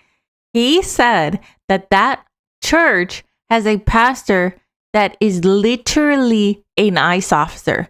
When he's talking about white supremacy, he says that the reason why he believes that, he said that ICE is literally targeting people based off racism, and ICE is basically like created based off white supremacy. He didn't call the church white supremacist. Very telling. What we're seeing here is a very clear violation of the FACE Act, a law going back to Bill Clinton in the 1990s that was designed to protect abortion clinics, but Orrin Hatch put a provision in there to protect churches. They violated it. But we have to understand there's something bigger here. This is the hostility toward religion in this country has been latent for some time. Now it has become blatant, this hatred toward God. And oh my God. This had nothing to do with anyone's religion. This had everything to do with the fact that the pastor is literally ICE. Jesus would have been a protester. Jesus was a Palestinian, brown-skinned Palestinian. Y'all would have locked Jesus up. And you're saying there's been such an angry vitriol against religion. The fuck it has. Y'all have shoved Christianity, specifically evangelical Christianity, down everyone's fucking throat when no one wanted it. You have repelled people from Christianity. Actual, true, good Christianity with all of these mega churches, all of these shamings, all of these forcing to oblige to your specific ideology. This bullshit is not gonna fucking fly. Most people are becoming atheists because of evangelical Christians. Going back to something that House Speaker Mike Johnson said before the Parliament just about an hour ago, that what is taught in the classroom in one generation will become the ruling philosophy of the next generation in government. And that's what we see. This is what has been taught, this anti-Christian, anti-Western values to lead to a place where someone who claims to be a journalist. I have never been, and I didn't go to a Catholic school. I went to a public school. Religion was never taught like that. Like, what are you talking about? Religion was only touched on in history class. Journalist charging into a church. Also, the fact that they keep saying this so-called journalist, he's more of a journalist than Nick fucking Shirley. He actually knows how to speak. He actually was on CNN. He actually is able to uncover stories because he does research and he actually listens to facts. Unlike your version of reporters and journalists, which is a 23-year-old person that doesn't know how to drive, that literally took his mom to prom and can't put two sentences together and make it sound like he's intelligent. Interrupting a Sunday morning worship service. Like, this is something that we cannot tolerate in our country. Protest, yeah, fine. You go on the street, stand out on the street. But when you're breaking into a church service, interrupting a worship service, we've crossed a new red line. Yeah, you mentioned the speaker's speech just moments ago. He issued the phrase, "Freedom will destroy itself if it has no purpose." That is a reflection on a historical speech made by a historical figure. I'm just blanking on it. I believe that was Margaret Thatcher. But he also emphasized the importance. Margaret Thatcher. A woman who everyone in England despises. Cool. Importance of moral and religious foundational support. You need that. Okay, that's what pisses me so much off about Mike Johnson, who I literally call Pinocchio, because that man literally blushes every time he breathes. Like, the moment he lies, you know he's lying because he's red as a fucking cucumber. I mean, red as a cherry. What really pisses me off is how he's constantly throwing the fact that he's an evangelical Christian down your fucking throat. And he is literally something Jesus would say we need to repent on. Jesus would be like, I need to put as much fucking holy water onto Mike Johnson, considering all the fucking sins he's done by lying to the people, by destroying everything, by protecting pedophiles. But yeah, sure, like, I think that's totally fine. Let's just continue to use my faith and attack actual journalists who are trying to say, hey, pastors shouldn't be fucking ICE officers. Like, it ain't that. We live in such a fucking insane world. I've never seen Black Mirror, but I feel like this would be a Black Mirror episode. Support to prop up that freedom. And Tony, you also invoked the FACE Act. I want to let the audience know exactly what it says. Quote, makes it a crime for someone who by threat of force or by physical obstruction intentionally injures, intimidates, or interferes with any person lawfully exercising or seeking to exercise the First Amendment right of religious freedom at a place of religious worship. As you refer to the Orrin Hatch Amendment to that law, Assistant Attorney General Harmeet Dillon responding to Don Lemon posting. She's terrible. Following, a house of worship is not a public forum for your protest. It is a space protected from exactly such acts. She's such a disgrace to BIPOC people. Fucking disgraceful. But what's really frustrating is she's like the lawyer for civil rights and stuff. They are just going to use this as a way to crack down on journalists. It's another use for fascism. It's another use for authoritarianism. It's another use for another crackdown on the regime. That's what it's at. By federal, criminal, and civil laws. Nor does the First Amendment protect your pseudo-journalism of disrupting a prayer service. Why is Don Lemon getting shit? That's what's kind of confusing to me. He was just there. There was other journalists there. They were there. There was other protesters. I just don't understand why he's getting so much shit. It's very confusing to me. Are on notice. Do you think that everyone involved in this church invasion, Tony, needs to be prosecuted as a way to deter future incidents like this? No. I do think that those who violated the law need to be prosecuted to the full extent of the law. Now, you saw. Interesting. Okay, so like, how about Donald Trump? How about Pam Bondi, who's refusing to release the Epstein files? How about the people that are actually literally doing crimes in the Trump regime? No, we don't see that. No, we don't care. But because they are using their First Amendment right in a Christian fucking church, you have a problem. Imagine if this was in a mosque or a temple Would you be as mad? Well, if it was a temple, y'all would say it's anti-Semitic. So that wouldn't be surprising. Pastor Parnell having this conversation with Don Lemon, very gracious in his conversation, but very clear. This is a worship service. We're worshiping the Lord Jesus Christ. You're welcome to come in and be a part of that worship service, but you're not free to disrupt it and to intimidate us in what we're doing. And so it's not I think the law intimidation. needs to be enforced. As a police officer back in the 90s, when they were using this against pro-lifers, I've long advocated that those who don't like the law, if you want to make it go away, apply it to the left. And I think this is the opportunity to do that, to ensure that religious freedom in this country is fully protected. And this is one way to do it. Same church, different pew, no pun intended, to that last answer you just gave and your original answer. But why do you think the so-called tolerant left has become so intolerant of religion on the whole, specifically Christianity and Judaism, Tony? What are you talking about? This is ridiculous. See, I fucking said something. I knew they were going to try to pull the Jewish anti-Semitic card. I fucking knew it. These people are vile. There is a standard, a biblical truth. Christians, this church is a Southern Baptist church affiliated with the Southern Baptists. They still believe the Bible. They believe the Word of God. And worship, we often hear about the freedom of worship. It's not just the ability to go to a church on a Sunday morning. It's the ability to live your life according to your faith. That's the problem that we have with Orthodox Christianity or Judaism, is that people actually live by their faith. They believe that God defines what life is. He defines what human sexuality is. He defines what marriage is. And that is really the bottom line, I think, like people like Don Lemon have a problem with, is that there is transcendence. He's saying because he's gay. That's why. That's what he's doing. He's saying because Don Lemon's gay. These people are fucking disgusting. The truth by which people live their lives. Religion is such an important foundation in whatever you do, no matter the religion. And I think that is a interesting. Okay. Let's do Muslims next. How about that? Let's see what you think about Muslims. vital point that you just made, Tony, that Speaker Johnson made just a few moments ago there in England. Hopefully that message gets through to our country and to the UK as well. Tony The UK, you guys are fucking racist. There we go. The UK, the fucking UK. First of all, that's so racist. He's like, we welcome all religions, but Muslims. Like, it's just so disgusting. So I think PBD, oh my God, what the fuck is this? These are grown-ass men with tiny-ass desks. What? So this guy's a piece of shit. I will never forgive him. He's the one that threw a tampon at Anna Kasparian. He's an asshole. This guy always is red. This guy annoys me. I don't know who this guy is. This is Patrick Bet-David. They're all frauds.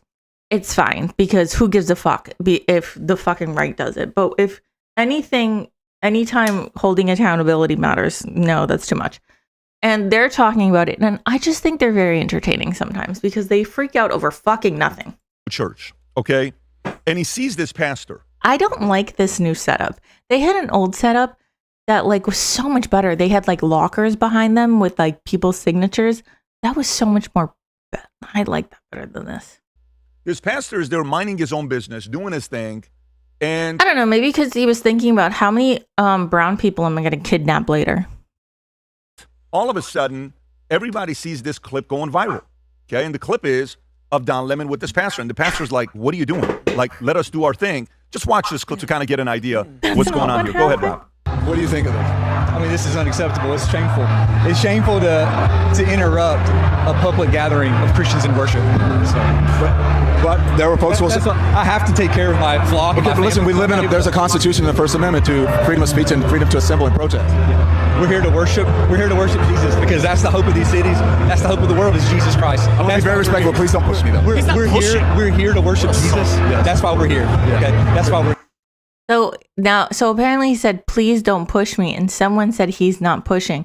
I saw that guy put his hands on Don Lemon. So I'm very curious what the guy's. That's what we're about. Do you think Jesus would be understanding we're about and love these folks? We're about spreading the love of Jesus. But did you try to talk to them? As a no Christian? one is willing to talk. Okay. I have to take care of my church and my family, so I ask that you actually would also leave this building. You don't want us to chronicle whatever? Let you here to worship. I'm always worship. I'm a Christian. We're here to worship. We're here to worship. Okay. Thank you very much. I appreciate it. Yeah, we're a Christian. We're a Christian. Just because you say you're a Christian doesn't mean you're actually a Christian. I want people to understand that. Just Christianity is through your actions. Just because you say you're a Christian doesn't actually mean you're a Christian.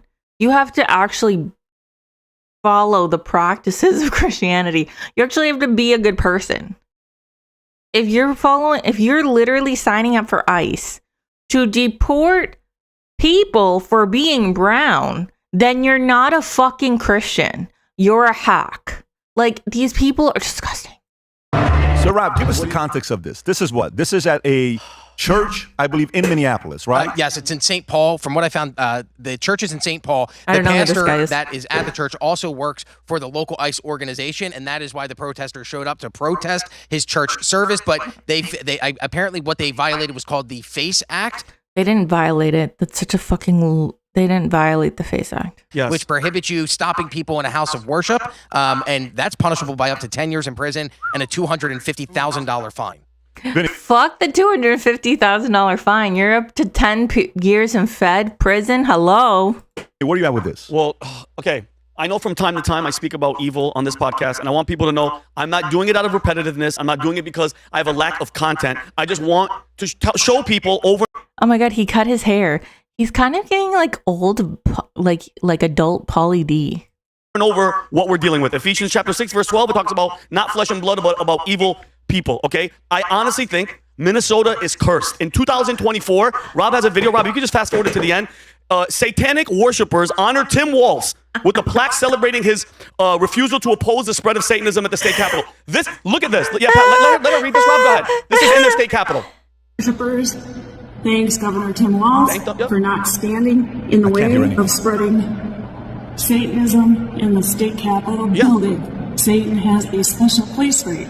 Wait, what? This is in the state capitol. This is a plaque. This was a plaque of Baphomet expressing gratitude for a Democrat-aligned coalition of Satan worshipers, and the inscription proclaimed that Satan has a place reserved for Governor Tim Walz. This is okay, but like, it's because like, so because it's Satan, you're not allowed to worship them. I thought we like all religions. Apparently not. Like, these people are so hypocritical. Where though? This is in the state capitol in 2024. I don't know if it's still there, Pat, but this is what I'm trying to tell people. And Rob nailed it. The freedom, it's the freedom of access to clinic entrances, the FACE Act, federal law that makes it a crime to use force, threats, or physical obstruction to prevent someone from accessing a place of worship, okay? And Don Lemon knows what he's doing. Immediately after this, he was at the airport trying to cover his tracks saying, I didn't know. There's videos of him before with the girl that was behind it, kissing her and knowing what he's doing. He's not dumb. Okay, do what you want, protest wherever you want. People are trying to worship and be in church. How many Catholic? Okay, there's other people there. Why are we just attacking Don Lemon? I don't understand. Priests, Elon, we talked about this in the back, were arrested for trying to tell people to not have abortions. They've arrested Catholic priests and gave them 6 months in prison. Okay, and this is the one thing that's bothering me about this. Okay, that's completely different. It's going to keep going over. How many more warnings? How many more investigate launches? How many more? Pam Bondi's tweets yesterday were so infuriating. I know the AG, the Assistant Attorney General, she was saying, we're going to look into it, we're going to look into it. Look into what? You have the video. This is exactly what the statute says that they're doing wrong, and it infuriates me. It infuriates me because if Democrats were in charge, every single person in Minnesota would be in jail right now. From the mayor. What? What are you talking about? To the governor, to the protesters, anybody involved with this tomfoolery would have been freaking locked up, but it's Republicans, okay? They just bark and Democrat. They make us sound so much cooler. They make the Democratic Party sound so much fucking cooler than they are. They make the Democrats sound like they're actually like good fighters. Democrats bite. It drives me crazy. Tom, what are you at with this? Well, I'll tell you where I'm at. Not to be repetitive, we can go back to right after 9/11, and in New York City, conservatives and Americans were warned not to block the mosques that were in New York, that the FACE Act that you would be violating the FACE Act and you would be prosecuted. Completely different situation. You can have a protest in the park with a permit against Islam or radical Islam, but what you can't do is get on the sidewalk in front of the mosque and make a large mob, even if you're just standing there peacefully, and prevent them from having access to their house of worship. I'm not defending Islam. I'm telling you, this is what the FACE Act does. And if the Assistant Attorney General, and that's what I want to focus on, if you're really going to put a tweet up to get people like me or Vinny or people that are appalled by this to, oh, great, the Attorney General's office has responded to it. No, what are you doing? Don Lemon was there as a facilitator. He wasn't with the organized group that we see, but he was facilitating it. He was coming in there. He was I don't think you know what a facilitator is. waving. And so he was actively part of it. So I believe that Don Lemon... He was waving, so he should be charged with a felony. Oh my God. Lemon was an accessory to the violation of the FACE Act. And I think Don Lemon and the people who are there, the ones that organized it, should be prosecuted. Because do you think today that if a group of conservatives did this at a mosque, that there would be prosecutions? In 5 seconds. Yeah. What would you be protesting? That's the thing. What would you be protesting? They are not protesting just anything. And they're not protesting just anywhere. They are protesting the fact that the fucking pastor is the director for ICE in an invaded city. Okay? It's not just like out of the blue. So context fucking matters. 5 seconds. So why isn't there a prosecution against the organizers? And then Don Lemon, sorry, dude, you trespassed. You came in here. You were interrupting it. You can't trespass at church. That's fucking hilarious. Try again. Oh, it wasn't freedom of speech. You're even misquoting statutes. Sorry, dude, you're an accessory to Let it. me show this, and I'm going to come to Vinny. Here's Don Lemon. Here's a different clip. Watch this. Vinny, I'm going to come to you after this. This is the beginning of what's going to happen here. When you violate people's due process, when you pull people off the street, you start dragging them and hurting them and not abiding by the Constitution, when you start doing all of that, people get upset and angry. And if you remember what the Civil Rights Movement was about, the Civil Rights Movement was about these very kinds of protests. There's nothing in the Constitution that tells you what time you can protest. You can protest at any time. That's the whole point of it, is to disrupt. It's to make uncomfortable. And that's what they're doing. And that's what I believe when I say everyone has to be willing to sacrifice something. You have to make people uncomfortable in these times. If you see how uncomfortable people uncomfortably... This is the beginning of what's going to... That guy, Don Lemon, serves a different master than we. He also said, this is the beginning, and I quote, this is the beginning of what's going to happen here. Okay? And thank God nobody in this church was armed, or God forbid something happened, because that's what they want. You said this earlier, Pat, in the green room. They're looking for that next thing. This is the type of person that's paid. Oh my God. People say I'm dramatic. Vinny's probably the most dramatic motherfucker I've ever met. I haven't met him personally, but like I can tell. Paid. God knows who's actually paying him. Probably George Soros or the whatever society that he runs. Yep. This is the type. Where do they think? No one's paying anyone.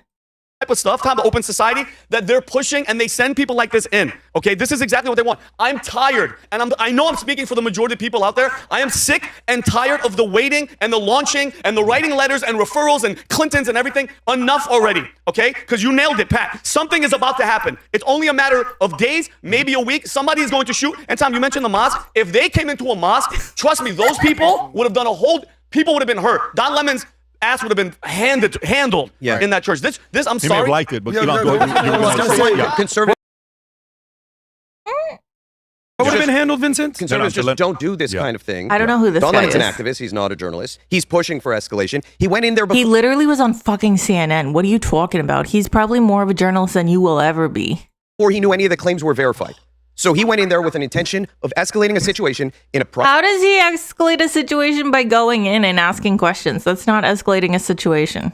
private church where he had unverified claims just to get the media attention, the escalation, to ramp people up. And it's disgusting. The left has a habit of attacking Christians.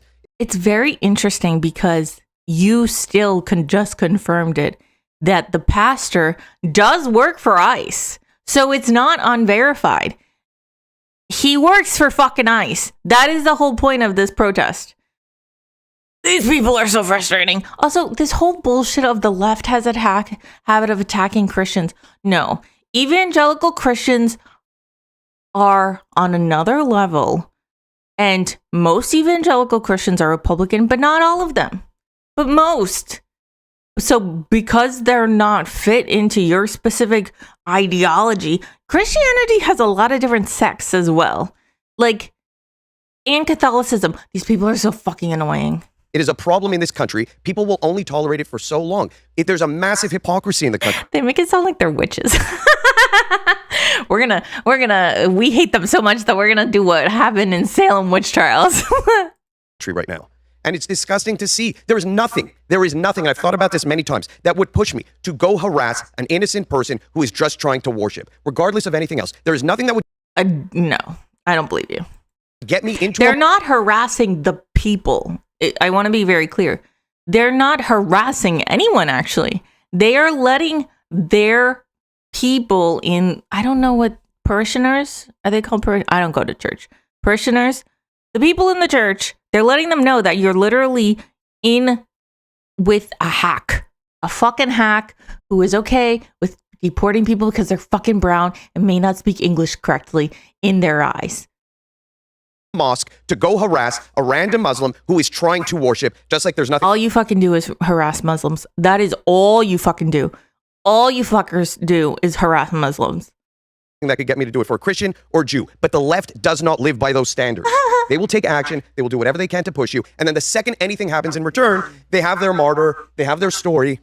It's just very frustrating to see. Adam, what do you have? They make us sound so much cooler than we actually are. Like, we are so not that cool. Well, I think we need I despise him. to stop talking about Don Lemon. He's become completely irrelevant. That's one part of this. The word that comes to mind is midterms. So the signal through all the noise is, thank God this is happening in January, not a month before midterms. Yeah. Because the way this is playing out, reasonable people who are not very involved in politics are looking at this, being like, what is going on? My mom texted me, she's from Minneapolis. She's like, what is going on in Minneapolis? People are scared to go in the streets. Oh my God. I go, Mom, are you scared of the police? No. His mom lives in Minneapolis. People are literally driving by, seeing cars swung open, doors just there, keys still in the ignition, seatbelt slashed because they have been kidnapped. Cars have been littered everywhere to the point where Minneapolis, the city, had to come out and make a fucking statement and say anyone whose car has been towed will not have to pay a fee. That's how many fucking cars they had to tow because ICE has kidnapped so many fucking people. And this motherfucker's like, Mom, are you afraid of the police? It's interesting he says that, considering that the police were just had an incident in Minneapolis today with ICE. The Gestapo literally put a fucking gun to an off-duty officer's face. And we're going to play the clip in a second after this. So the police aren't even fucking standing up against these fucks. Also, ICE is not police. Let's be fucking for real. Most of them, they only are getting training that is for 47 days. The reason it's 47 days is because Trump is the 47th president. I wish that I was joking. I'm not. We literally live on the dumbest fucking earth because that is so fucking stupid. Oh, I go, who's scared of the police? Criminals. So a lot of people, if they're criminals, should be very scared of walking around the streets of Minneapolis. Rightfully so. Tom Homan, the border czar, said something very interesting. He said, we need to do a better job of our messaging. Because if this were the midterms and this was happening today, Republicans could potentially get smoked. Because an average person looks at the chaos and they go, well, I don't know about this. Trump should be the law and order candidate who diffuses the chaos. Biden and the BLM and the riots and the wokeism, that's their thing. Trump needs to get a hold of this, just like he sent the National Guard to D.C. to clean up a lot of different cities. They need to clean this up without killing people. I think Tom Homan said... So you do admit that Jonathan Ross murdered Renee Good and should be charged. Interesting. 70% of the time we're going after blatant criminals. Let's vocalize that. That's not how this works, though. Sure. Because when you're saying Trump has to clean it up. Okay.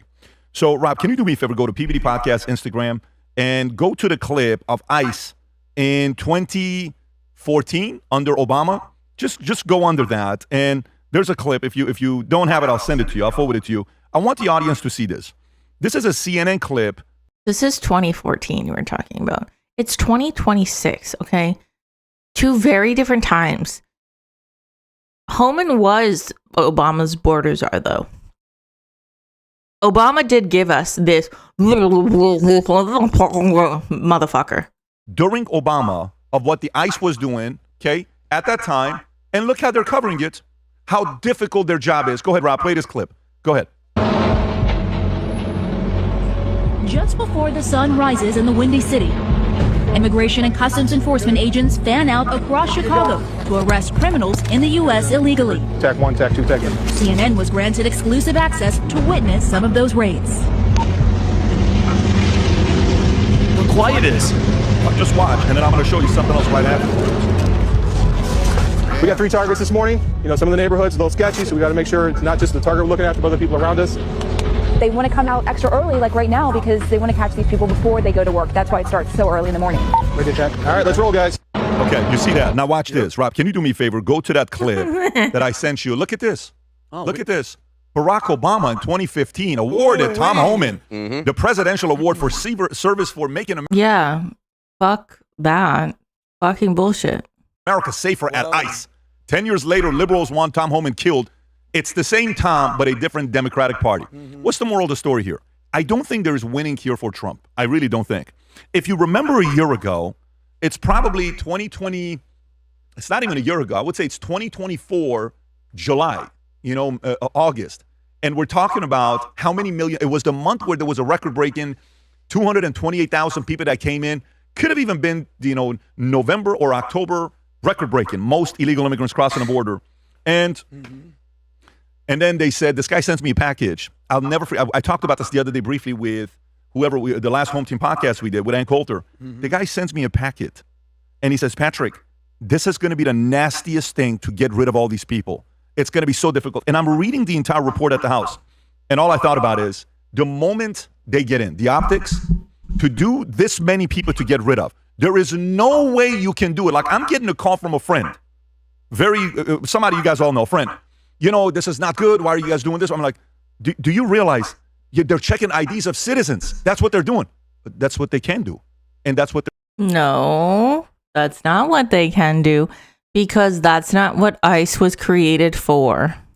They're supposed to do. To check. No, this is not Nazi Germany. To see if you have an ID or not. Why do you have an ID? So somebody can check your ID to find out.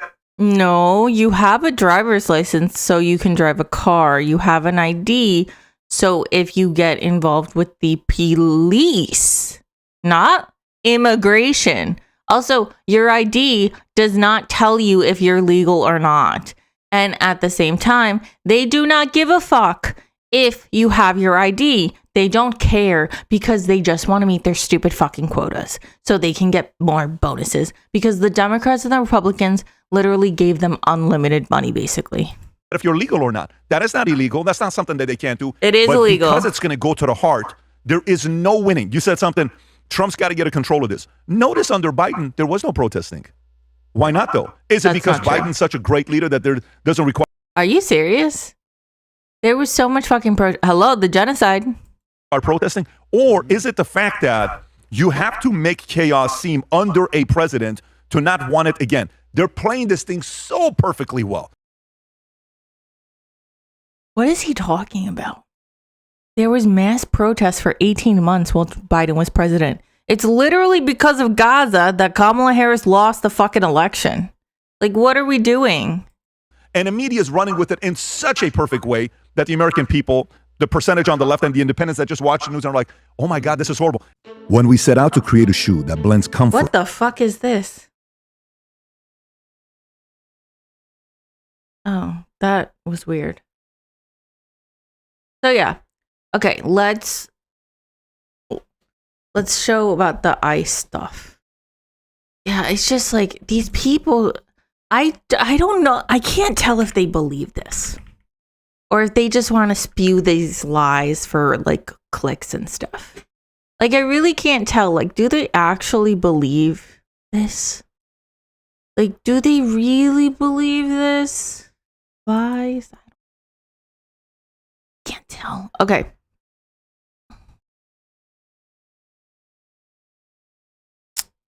Okay, so this was reposted by Ryan Grimm.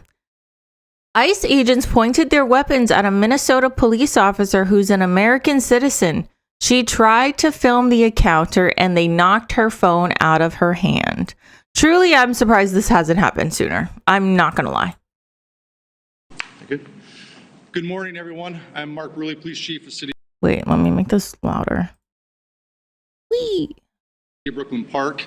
Behind me is a bunch of amazing police chiefs that are here in support of a very short but very important message She's fucking pissed. She's awesome. I really like her. that we want to share with you. She's made some comments before in their like other press conferences. She's great. What you won't hear from any of us today is rhetoric of abolish ICE or that You can't fucking start out this stupid fucking conference after your police officer got her fucking wits knocked out of her by ICE. You cannot say, we're not going to start this off with saying abolish ICE. Come the fuck on. God, I hate these people. God, you shouldn't have said that at all. Like, don't mention it. Just talk about the situation. there shouldn't be immigration enforcement. The truth is, immigration enforcement is necessary for our national security. It's not. And for local security. Did you know that ICE was not created till 2003? The reason it was created was because it was going to implement the war on terror, which was from George Bush. It was implemented because of 9/11. Let's just say Border Patrol had everything under the control until 9/11. It's fucking fine. But how it's done is extremely important. In fact, we have a long history of working exceptionally well with our federal partners, including ICE agents. And we have seen the best of them perform their job extremely well in the past.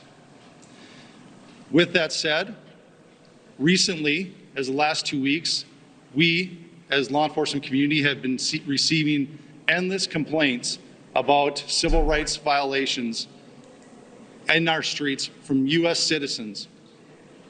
What we're hearing, even if they weren't U.S. citizens, they're still people who are undocumented, still have rights. is they're being stopped in traffic stops or on the street with no cause and being forced to demand paperwork to determine if they are here legally. As this went on over the past 2 weeks, we started hearing from our police officers the same complaints as they fell victim to this while off duty. Every one of these individuals is a person of color who has had this happen to them. Oh, who would have fucking thought? In Brooklyn Park, one particular officer that's... Wait, so there's more than one? He said multiple police officers.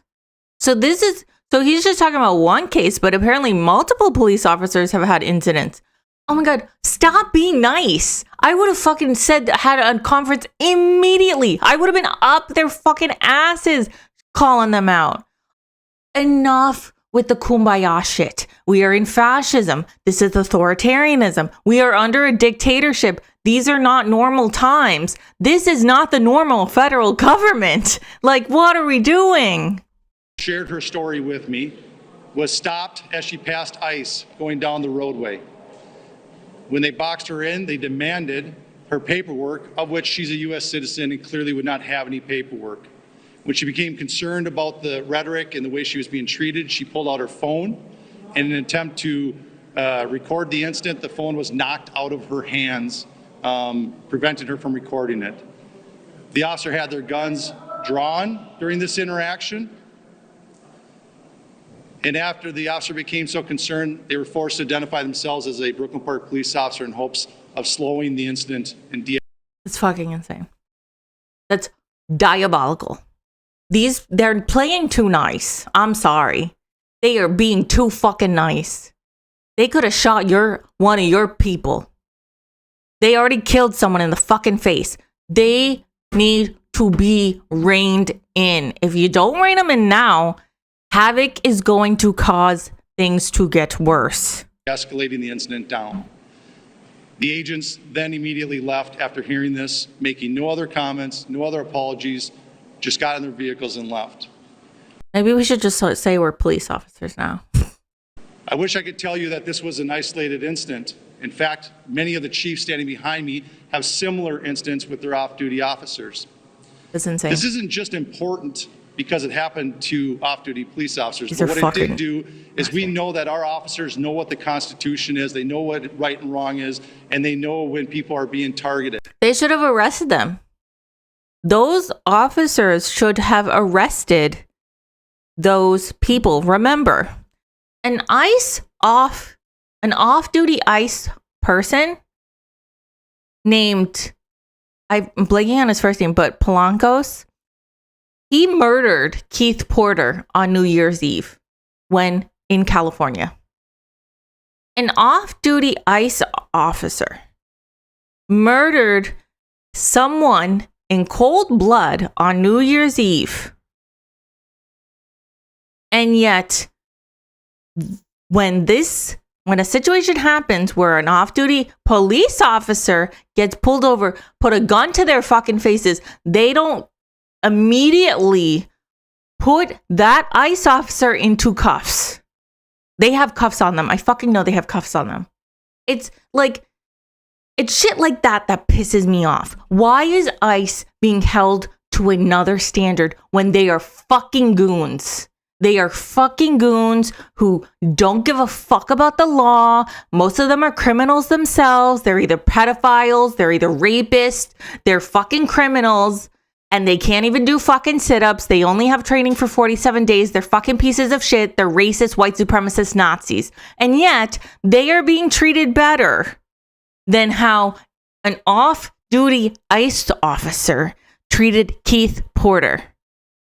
That in and of itself is fucking bullshit. And that's what they were. If it is happening to our officers, it pains me to think of how many of our community members are falling victim to this every day. It has to stop. Arrest them. What the fuck are you doing? You have to arrest them. I don't understand. God, it pisses me off. So this was released. This really fucking broke my heart. Oh my God. The goalkeeper told me I'm an illegal immigrant even though I was born in America. And he said Trump was going to get me and send me back. It makes me really sad. A fucking child said that to another child. Tell me again what the other player told you during games. So the goalkeeper in futsal, he said some really bad stuff to me, and it just made me get really emotional. In my game, and I barely get emotional in soccer. And this guy told me I'm an illegal immigrant, even though I was born in America. He said Trump is gonna get me and send me back to where I used to live, and I was born in America. I don't live anywhere else. And then he called me an effing B word, and I just don't get why kids like to say those stuff. It makes me really sad that how they just control their power like that.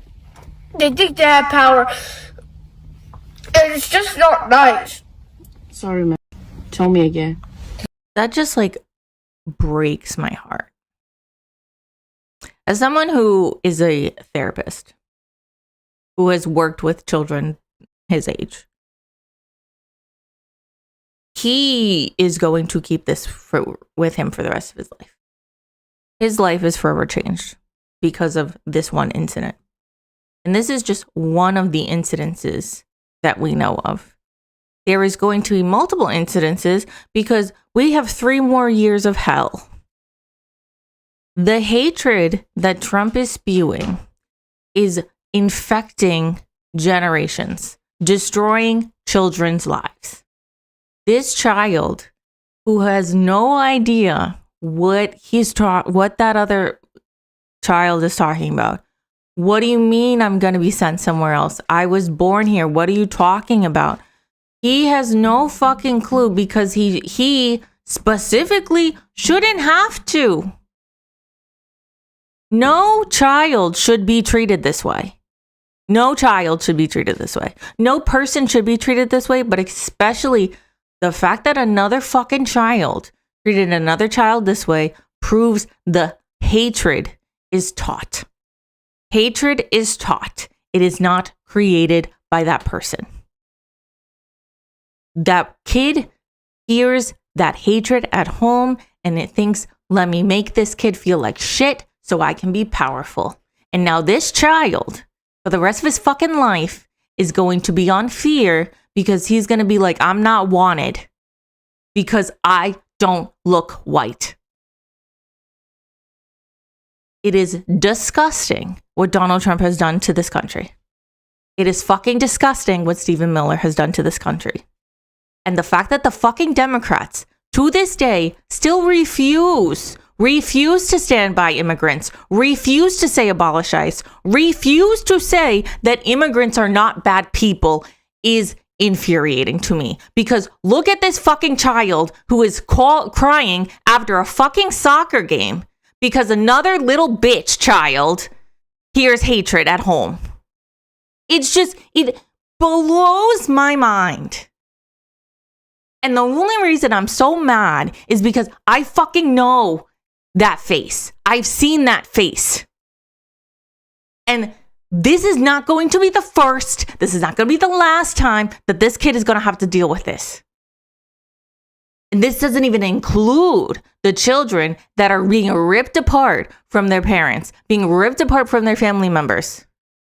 ICE literally deported a 5-year-old and sent them to another country without their family's knowledge. 5 years old, a U.S. fucking citizen. I swear to God, there needs to be so many Nuremberg trials. It needs to stop. These monsters need to be held accountable. Because how are we going to be able to look at our kids in the future knowing that we failed them because we didn't hold the people that inflicted this pain, inflicted this suffering? We didn't hold them accountable. We let them get away with it. We said, you know what? We don't want problems. We don't want to deal with it. We just will let it slide. That's why it's bullshit when Obama didn't charge Bush, didn't charge Dick Cheney, didn't charge the entire Bush administration with torture and war crimes when Obama came into office. And my fear is that whoever wins in 2028 is going to do the same exact thing. Trump shouldn't even be fucking president right now. He should be rotting in a cell with the key thrown out. But Merrick Garland fucking failed. Merrick Garland decided to be a centrist, a Diet Coke Republican. And look at where that's gotten us. Children's lives are being destroyed. Families are being ripped apart. People are dying. People are going missing. And it's because we never hold these monsters accountable. It is fucking disgraceful. It makes me so angry. And it breaks my heart because this child should just enjoy soccer. He shouldn't have to hear that he is going to be taken at a fucking soccer game. It's just, where has it just shows like, where has this country come to? It's come to hell because this is the same fucking thing that happened in Nazi Germany. The same exact thing. This is the same exact thing that happened in Jim Crow. When you teach hatred, it spews for centuries until it festers and festers because no one fucking is being held accountable. And that's what's happened over and over again throughout history. And it's happening again. And we are failing our children every single day by not fighting to end this racism, fighting to end this white supremacy that is destroying this country. I just feel so bad. I can't. It just makes me so fucking. It makes me so angry. These people are fucking monsters. This is another incident with ICE. Apparently, ICE are just leaving people on the side of the fucking road. This man is part of a group that helps pick up released detainees who are thrown out in the cold of winter in Minnesota. They also provide them with clothes, food, and somewhere to stay if they need it. Thank God for these people, because what they're doing is a lifesaver. So ICE Gestapo are literally realizing we have an American citizen and leaving them out in negative 25-degree weather. What's your name? My name's Jack. We're just trying to help pick up some released detainees. You know, they're left out in the cold, and get them some supplies, get them home, whatever they need. So. Cool, thank you. It was nice to meet you, Don. Do they come out here?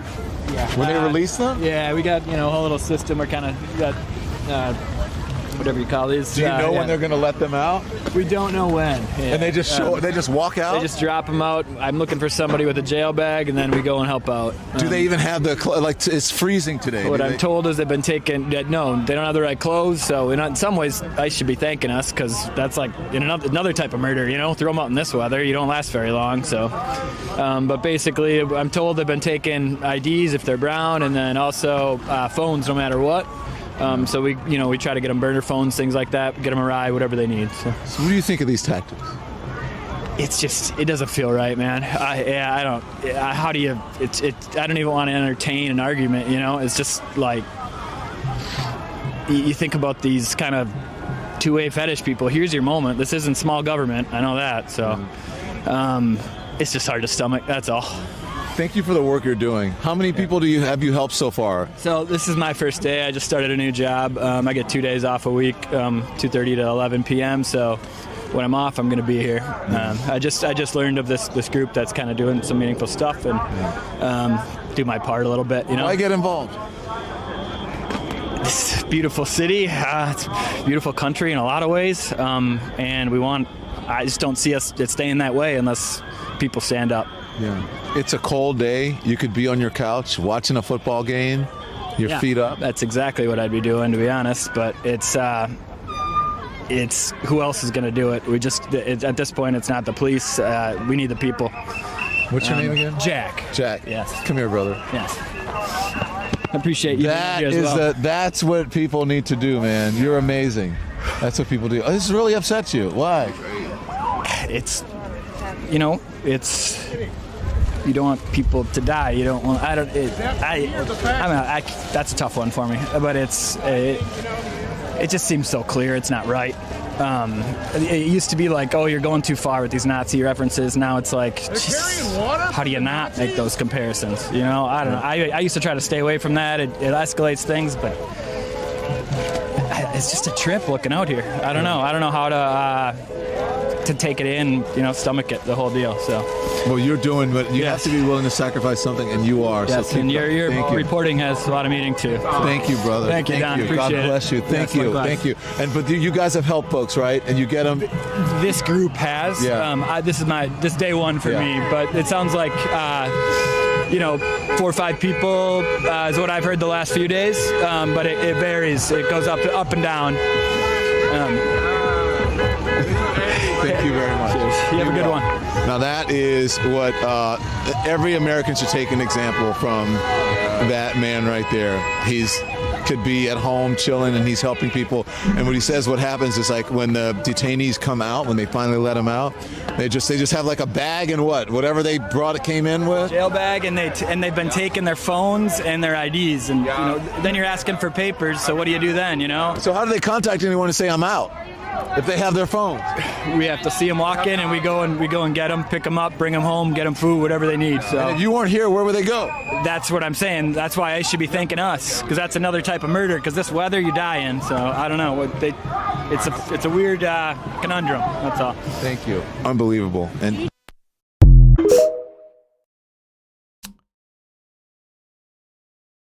I mean, what the fuck are we doing?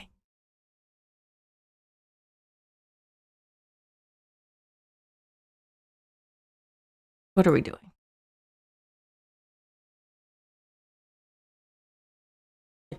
It's inhumane.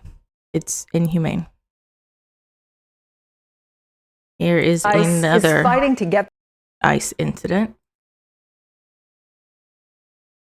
Right now, a New Jersey family torn apart by ICE is fighting to get their dad back. Adonai Rodriguez was at home watching cartoons with his 6-year-old daughter. But when he stepped out to pick up some food, he got caught in an ICE raid. According to the mother, who was at work at the time, a neighbor found the child walking by herself on the street, crying out for her dad, asking, quote, "Where's Poppy? Where's Poppy?" The mother tells MS Now the father pleaded with ICE agents, telling them his daughter is all alone. Hey, my daughter's inside. Please, only give me one call. They may call her the mother. You know, I'm not resisting no arrest. And I feel the police or the, ICE immigration. No, we don't come in for your daughter. And she start laughing in the face. We're not coming for your daughter. We don't care for your daughter. MS Now's Laura Hayfully joins me now. Laura, what else did she tell you? Chris, I've been in contact with that family since this happened, and of course, they're heartbroken, they're confused, but especially for their 6-year-old daughter who was left in the street to watch her father be detained by ICE. The mayor of Morristown confirmed to us that during this ICE operation, multiple people were arrested right here outside of a local laundromat, including Adonai Rodriguez, the father of that 6-year-old. We have video from that ICE operation. You can see ICE agents running through the street, working to detain people, using vehicles to box them in order to put them in handcuffs. Following this moment was the arrest of Adonai Rodriguez. He was handcuffed and he was led into a vehicle, again with his 6-year-old daughter, wondering where he was being taken to. Left this fucking 6-year-old wandering the streets. Thankfully, nothing happened to the 6-year-old. The dad is now in, they don't know where he is actually. They're trying to get him. They don't know where he is actually. Here's another incident shows federal agents where ICE detains brutally an American citizen. Oh my God, I took my employee. Video shows federal agents chasing and wrestling a man to the ground. He works next door at the Valvoline oil change, and his boss says his name is Gustavo. I started chasing my maintenance guy right down here on this the side street. All the way till here, but he's a U.S. citizen, so they're basically just racially profiling people based on their skin color and their accent. Perry says he was still in uniform when he was tackled, briefly detained, and then released. One of them tackled my guy. He literally, you can see him, he has his uniform, he has his yellow burn sleeves, and literally tackled him.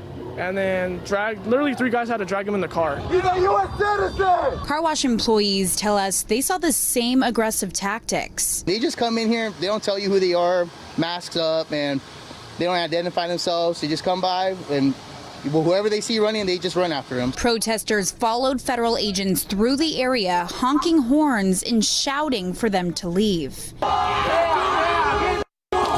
The city of Anaheim confirms federal agents were seen at multiple locations, but says it's not involved and doesn't support how some of these operations are being carried out. And yet won't do fucking shit about it. They're terrorizing people literally in the streets, and we're just here to work, Literally, like, if you wake up in the morning, get ready, go to work, and you're not going to expect that out of anybody to just do that to people. We're all human beings at the end of the day. They don't fucking care. They don't think of you as homeless. Now, this car wash, they are not surprised by this. They say they were actually targeted last summer as well. Now, we did reach out to DHS for comment on this weekend's enforcement operations, and they have yet to hear back. But, of course, the moment they get back to us or we get an update, we will let you know. They won't get back to you because they never do. They fucking suck. They are terrible people.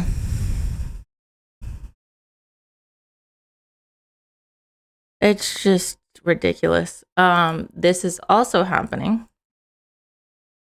Breaking: ICE agents illegally entered the private hallways of an apartment building in Eden Prairie, refused to show a warrant, and threatened a resident for doing nothing. In the video, a woman sees ICE agents in the private hallways of her building and begins filming. One agent walks up and asks if she has questions. She asks if they have a warrant and requests to see it. They're on private property. They have to have a warrant.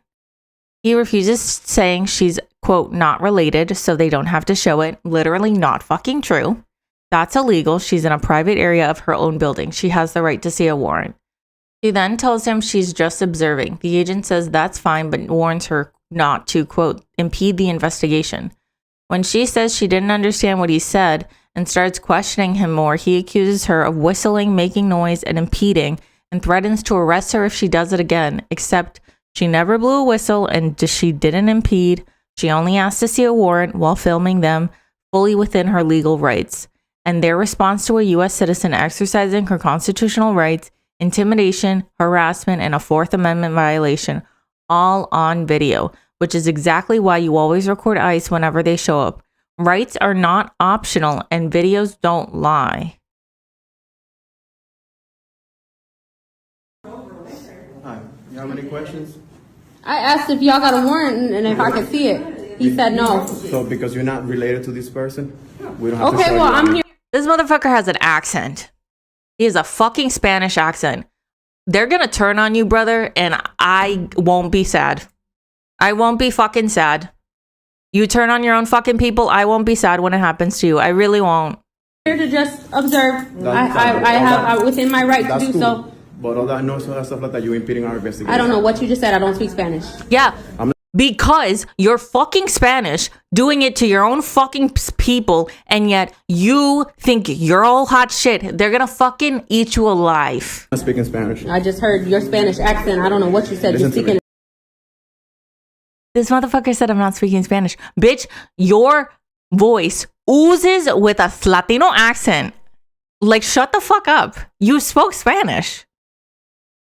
Entirely too fast. I don't really want to engage with you, honestly. Just leave. I'm just letting you know I'm here. It's for you. This is for you to understand. That's a Spanish accent. Whistling, making all this noise, impeding our investigation. How is blowing a whistle Listen. impeding? Listen. I'm done talking to you. Listen. You can get out of my If space. you continue that, we're gonna arrest you. They literally can't. That's not impeding. Whistling, calling them a motherfucker, saying that you hope that they understand that they're going to hell, that's not impeding an investigation. So, this is your first and last warning. Don't do it again. Don't impede. I will arrest you. Only saying it once. That's such a fucking Spanish accent, this fucking hypocritical prick. Reminds you that you're in Minnesota. Howdy. That's a Spanish accent. It's a Spanish accent. Monsters. Fucking monsters. Actual monsters. So this woman, she was caught up in an ICE situation and she's disabled. And this is her interview.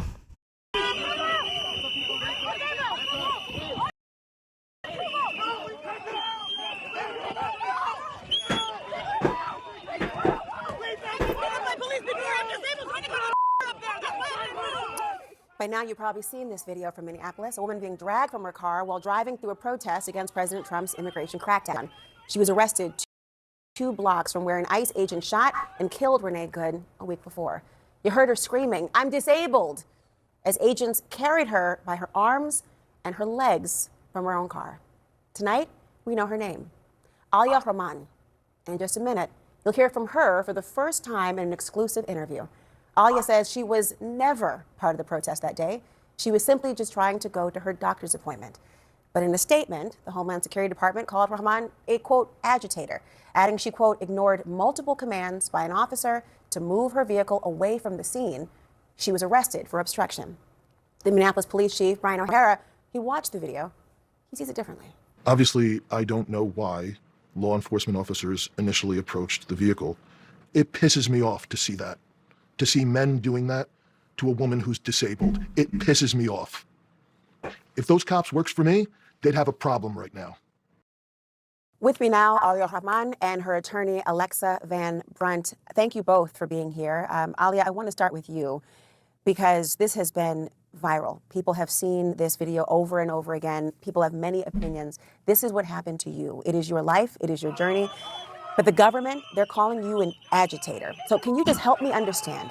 Walk me through what happened in those moments before these agents dragged you from your car. Yeah, thank you for having me, and happy birthday, Dr. King.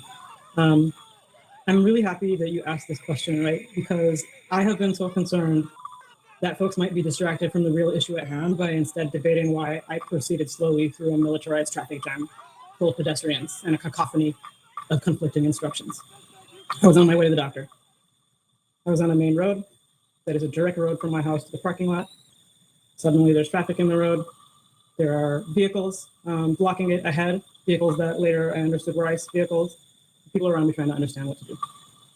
And I think that you see the rest. So you weren't, I mean, in the beginning of the video, you see the federal agents saying something to you before you were dragged out. They say that you were given what they call repeated warnings. I just heard you say this cacophony of conflicting commands. What were they saying to you? What did you understand to be happening?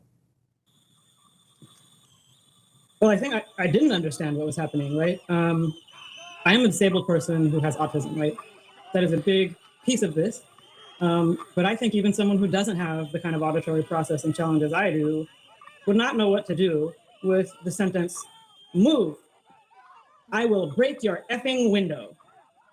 And then back and forth between move, get out, trying to open my door, more threats of breaking a window, which I don't understand the functional purpose of, and it's not a warning, it's a threat of violence that really shouldn't be packaged with an instruction.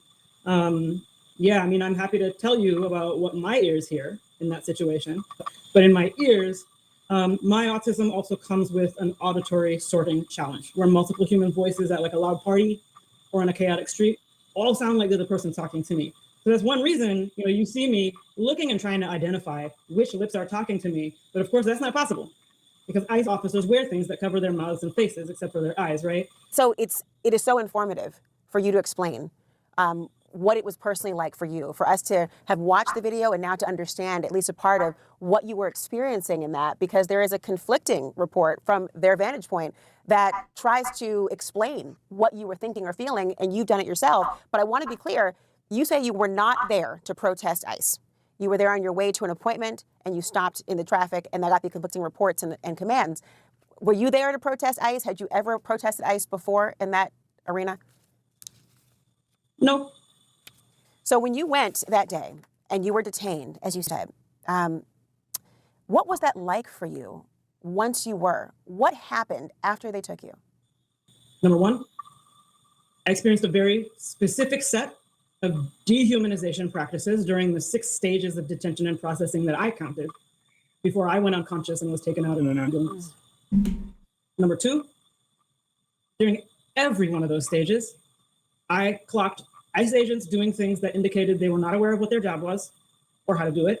Lots of, where's this? What do we do next? Really? Agents had to stop at all 5 stages. Remember, most of them are only trained for 47 days because Trump is the 47th president. Agents had to stop, ask someone else what to do, where basic things were. There were local staff who seemed to know some of that thing, but I distinctly heard 2 of them at one point say to each other, we don't want to step on ICE's toes, when I was trying to get medical care. And the third is that the practices I experienced with like my own body, ears, and eyes do not make sense to me as an immigration or public safety strategy, because they make things less safe. And honestly, I was not separated from a citizen of any other country. I think people believe this is just immigrants in there, and it is not. I was told that if I were a normal human, nothing would be a problem. They said that to me. We have now heard from, oh yeah. When I asked for disability accommodations, and I said, did anybody bring my cane with me from the car? I need that to walk, not stand, but walk, because my balance is bad. They said, there's no canes here.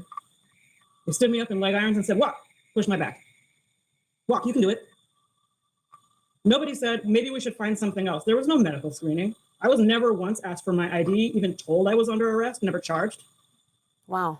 And when I sat there and somebody finally noticed I was, not able to balance, even sitting. And they said, I think there might've been a wheelchair around here the other day, because I kept asking, can you at least get a wheelchair? People said, I don't even know if we have those. That's not the answer to that question. That's never should be happening. And when they put me in the wheelchair, finally, an officer said, wait, you were driving, right? So your legs do work. What? I refrained from saying, hey, have you ever seen a handicap parking spot, sir? But the thing is, right, people are going to say, well, none of that stuff is illegal, it's just me. But I have read too many books to think that things are okay when this level of dehumanization is happening, because it means officers are probably trying to get through their day when they have been given orders that are not righteous and they are to hurt people. Alexa, I have to ask you, and Ali, you have to forgive me, my own sister is mobility impaired. Hi, Sam. I'm okay. How are you?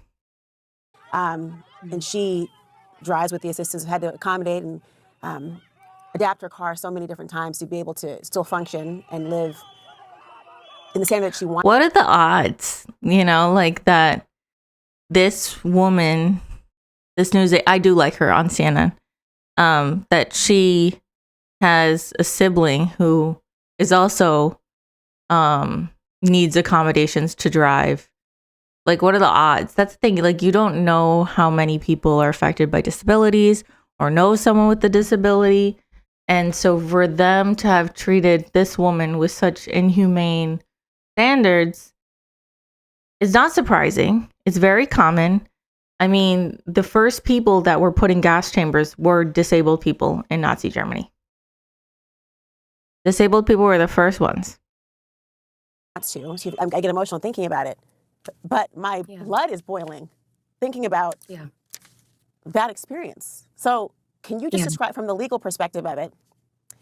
Yeah. She was detained. The DHS says that she was arrested for obstruction. Yeah. Are you aware if she is facing any charges? I have to, for a second, compartmentalize the dehumanization just to get through the question. You have to forgive me. I'm sorry you're under the weather, but hi. Thanks for stopping by and saying hello. Have you heard that she is facing any charges?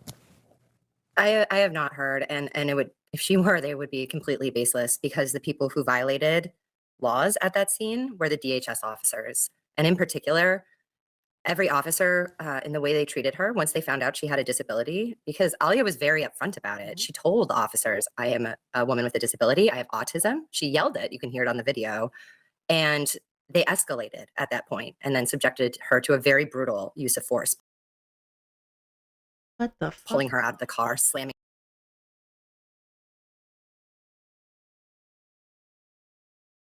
I don't know what the fuck happened. That was so weird.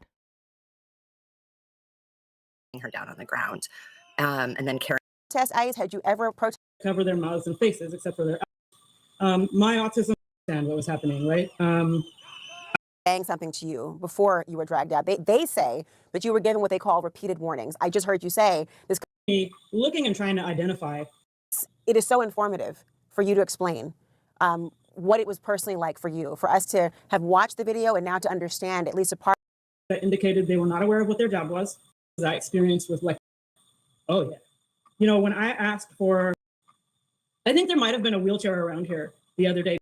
Accommodate and adapt her car so many different times to be able to still function and live in the standard that she wants to. I get emotional thinking about it. But my blood is boiling thinking about that experience. So can you just describe from the legal perspective of it? Yeah. She was detained. The DHS says that she was arrested for obstruction. Yeah. Are you aware if she is facing any charges? I have to, for a second, compartmentalize the dehumanization just to get through the question. You have to forgive me.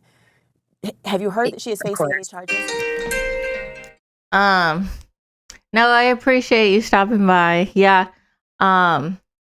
Today's a little bit harder. I'll probably have a shorter stream today.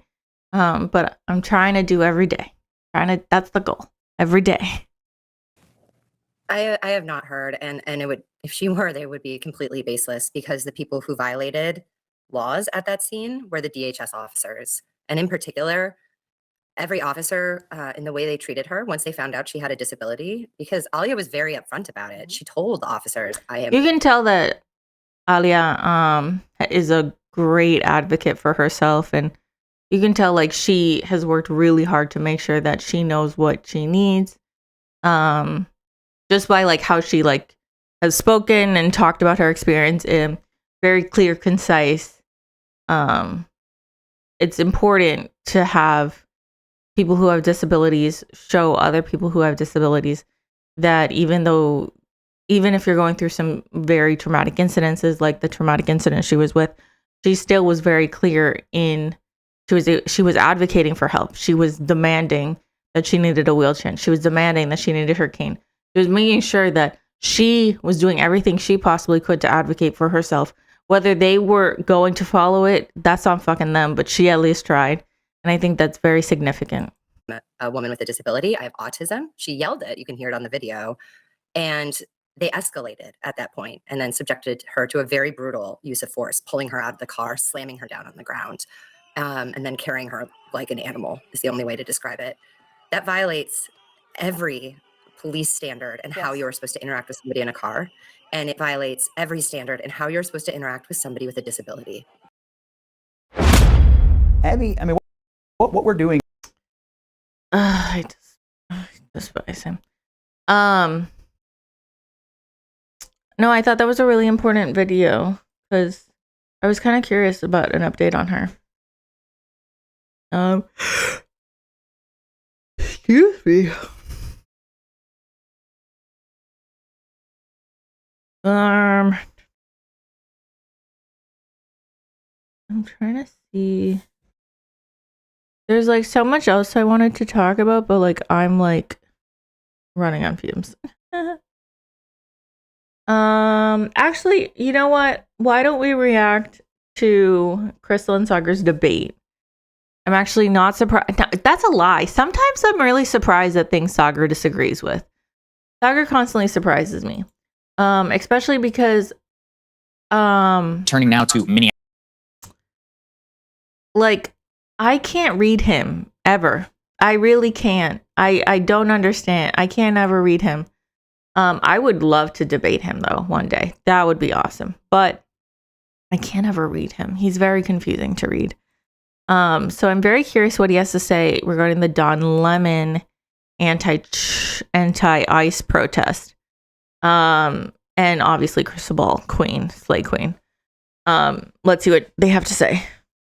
Minneapolis, there's been a very high-profile protest, I guess, if you could call it, where a bunch of BLM activists who are now part of the... They're not... Okay. Why? One, what is this? They're not BLM activists. BLM is for Black Lives Matter. This is ICE. This is completely different. And I'm pretty sure, based on the readings I've done, the people that were protesting are also part of the church as well. Like, they're not some randos. Anti-ICE movement stormed into a church in the state of Minnesota. The reasoning behind this was that they had found names of ICE officers and suspected that one of the pastors at this church was the leader of a local ICE field office. It did end up, by the way, that the pastor, who they allege was an ICE officer, was not even present there at the time. It set off a high-profile incident, now showdown with the Trump administration. Okay, you're missing something very important. It was confirmed that pastor that they suspected was the field officer actually was. So that's kind of important. Lemon, the current YouTube streamer, I guess a disgraced ex-CNN anchor, was actually present at the protest, which has heightened some of the discussion around this. So we're going to show you some of the clips that has happened. We're going to discuss. I just don't understand the Don Lemon thing. That just is weird to me. Like, I just don't understand that. I don't get it. On the other side, let's take a listen. So you can see the protesters here have gathered over here. They're in the middle of the church. So in the beginning of the church service, the pastor was speaking, and Nikema stood up and said her piece, and then the protesters surrounded her. But this is a clandestine mission. I think they found out according to them, this is according to Operation Pull Up, that one of the pastors here is a member of ICE, and so here we go. And we were interrupted by this group of protesters. Yeah. We asked them to leave, and they... Oh, so I thought it was this guy. So now I'm kind of conflicted, to be honest. I thought that it was this guy that was part of ICE. If he wasn't the pastor, I feel like you have to go to when the pastor's pastoring. I mean, presenting her. Like, I feel like going when he's not there, just like... But, I mean, still go. But he should have been there. I feel like that's when you, like, kind of stake out. Because, like, I thought this entire time it was because this guy was part of ICE. But I'm guessing it's not him. obviously have not left. So. What do you think of it? I mean, this is unacceptable. It's shameful. It's shameful to interrupt a public gathering of Christians in worship. So, but there were folks who will say, I have to take care of my flock. Okay, but listen, we live in there's a constitution in the First Amendment. My flock. Oh, God.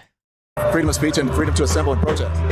We're here to worship. We're here to worship Jesus because that's the hope of these cities. That's the hope of the world is Jesus Christ. I'm going to be very respectful. Please don't push me, though. We're here to worship Jesus. Yes. That's why we're here. I'll tell you is that there are varying arrays of views on the political situation here. What do you mean? What do you mean by that? I'm going to leave it at that. But there's a varying array of views in this church on politics of immigration. Right. Recognize the complexity of the issue. Yeah. Some people don't like what's happening. Some people like it. I'm not going to reduce it to that. I won't reduce it that simply, but we acknowledge the complexity of the situation.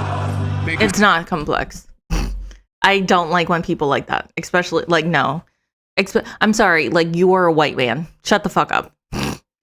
You're saying it's not that complex. It's a complex situation. No, it's not actually. They are rounding up black and brown people. It's not that fucking complex. It's not that fucking hard. Sir, I appreciate you talking. By the way, just so you know, this is what you get with independent journalism that you will not get with corporate media. I'm just here to tell you. So if you're in the chat, if you're with us, support us. Support us. Support us. Like and subscribe. Become a member. Support independent journalism.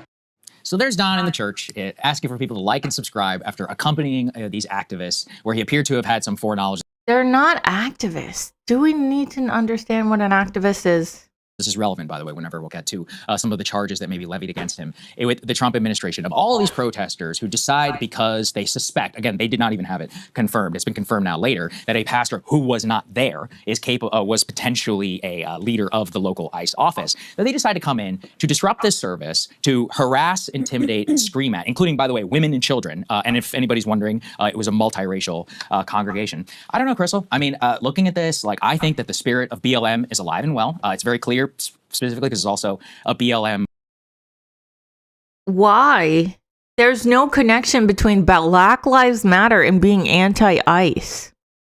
Just because the woman was black saying this? I don't understand. A group that was behind this protest. And I've actually been frustrated that everybody's talking about. This is where I don't understand Sagar. This is an Indian man who is a son of immigrants who has the most confusing views sometimes. Don Lemon, and not about the actions of these protesters themselves, and then the reaction from Democratic lawmakers. So you had the Minnesota State Attorney General defend this protest action, and he said, oh, well, people will have to feel uncomfortable. So he doesn't see anything unlawful here. He actually doesn't think it's a violation of the FACE Act. You have the state Governor Walz of Minnesota put out some mealy-mouthed statement, and it's like, this just seems intrinsic to me. And I remember in our debate, people got mad because I talked about liberal protest norms. This is liberal protest. Like, they seem to believe it is okay. And again, this is a violation, actually, of federal law. At least it's not clear cut to me. Whenever you have the FACE Act, which was written in 1994, specifically says you can't intimidate and go in and disrupt religious worship services. It is unbelievable to me, like, that there is no general consensus and effectively just silence, in the same way that you see many right-wingers be silent on, let's say, the excesses of ICE, to what is something which is so egregious in its form of protest. And it seems completely normalized and permissed, like in the liberal establishment within the state of Minnesota. And the fact that the Attorney General immediately dismissed it, the local police literally doing nothing whenever these people, and again, let's be clear, screaming, making children cry, following them to their cars, intimidation, direct trespass, not leaving whenever they want. I truly do not understand how can this cannot be, like, actually condemned, especially when this already happened in 2020, and there was a massive backlash against it. So I really actually want, like, I don't understand. As somebody who swims in this world, like, what is happening here? Like, how is it that this is completely permissive? And it's just like, oh, our side is good, so they can do whatever they want. The Minnesota State Attorney General is making a big stink about political persecution. A pastor is working for ICE. That completely goes against the Bible. That completely goes against Jesus Christ. That is the basis of this protest. Also, his obsession with BLM doesn't make sense. They're not BLM. The fuck? BLM has nothing to do with this. non-prosecution or whatever in the Renee Good case, immediately comes out and says that this is totally fine, especially in a state where you had a shooting very recently in church. Like, how could you possibly try to encourage this type of behavior? I just don't get it. So let's separate a few things out. And that's why I don't want to talk about Don Lemon, because, you know, we do need to talk about Don Lemon, because that's what they're focused on, and the administration is threatening to charge him specifically with FACE Act and also with the KKK violation, which is insane. So I watched a good bit. I didn't watch the whole thing, but I watched a good bit of his stream. And to be honest with you, it was genuinely good. Like it was, like, I mean, we played a little bit of it here.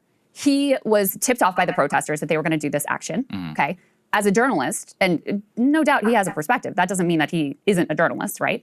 So as a journalist, he goes in, he documents what they're doing. As you saw, he spoke with the pastor, he spoke with parishioners. You know, he at times was asking them challenging questions, but he also asked those challenging questions of the protesters as well. So of course you come away with a sense of where Don Lemon is on the issue. But for me, it was genuinely valuable to watch his stream and to hear from the parishioners themselves. Because if you do just come at this from either a right or a left perspective, then you're going to have a very flattened view of the human beings involved. But, you know, it actually gave me sort of more texture and more context to be able to think about whether this was a sound tactical approach. Hearing like that guy that we heard there who's like, listen, you know, to be honest with you, there's a lot of different political views in this church. There were other people there who said, you know, to be honest with you, like some of what the protesters are saying, like I kind of agree with.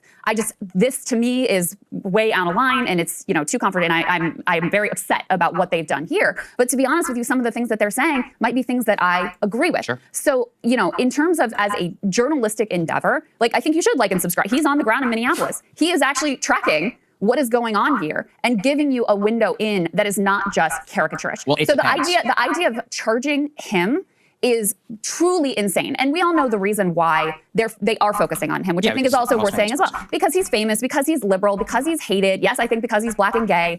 All of that plays into it. He's the first person to remind you he's black and gay. Okay, it has nothing to do. There is no doubt that is part of why he is a lightning rod here. No, because no, it is. Literally, Nicki Minaj said that she says he's a cocksucker. Like, it's because he's black and gay.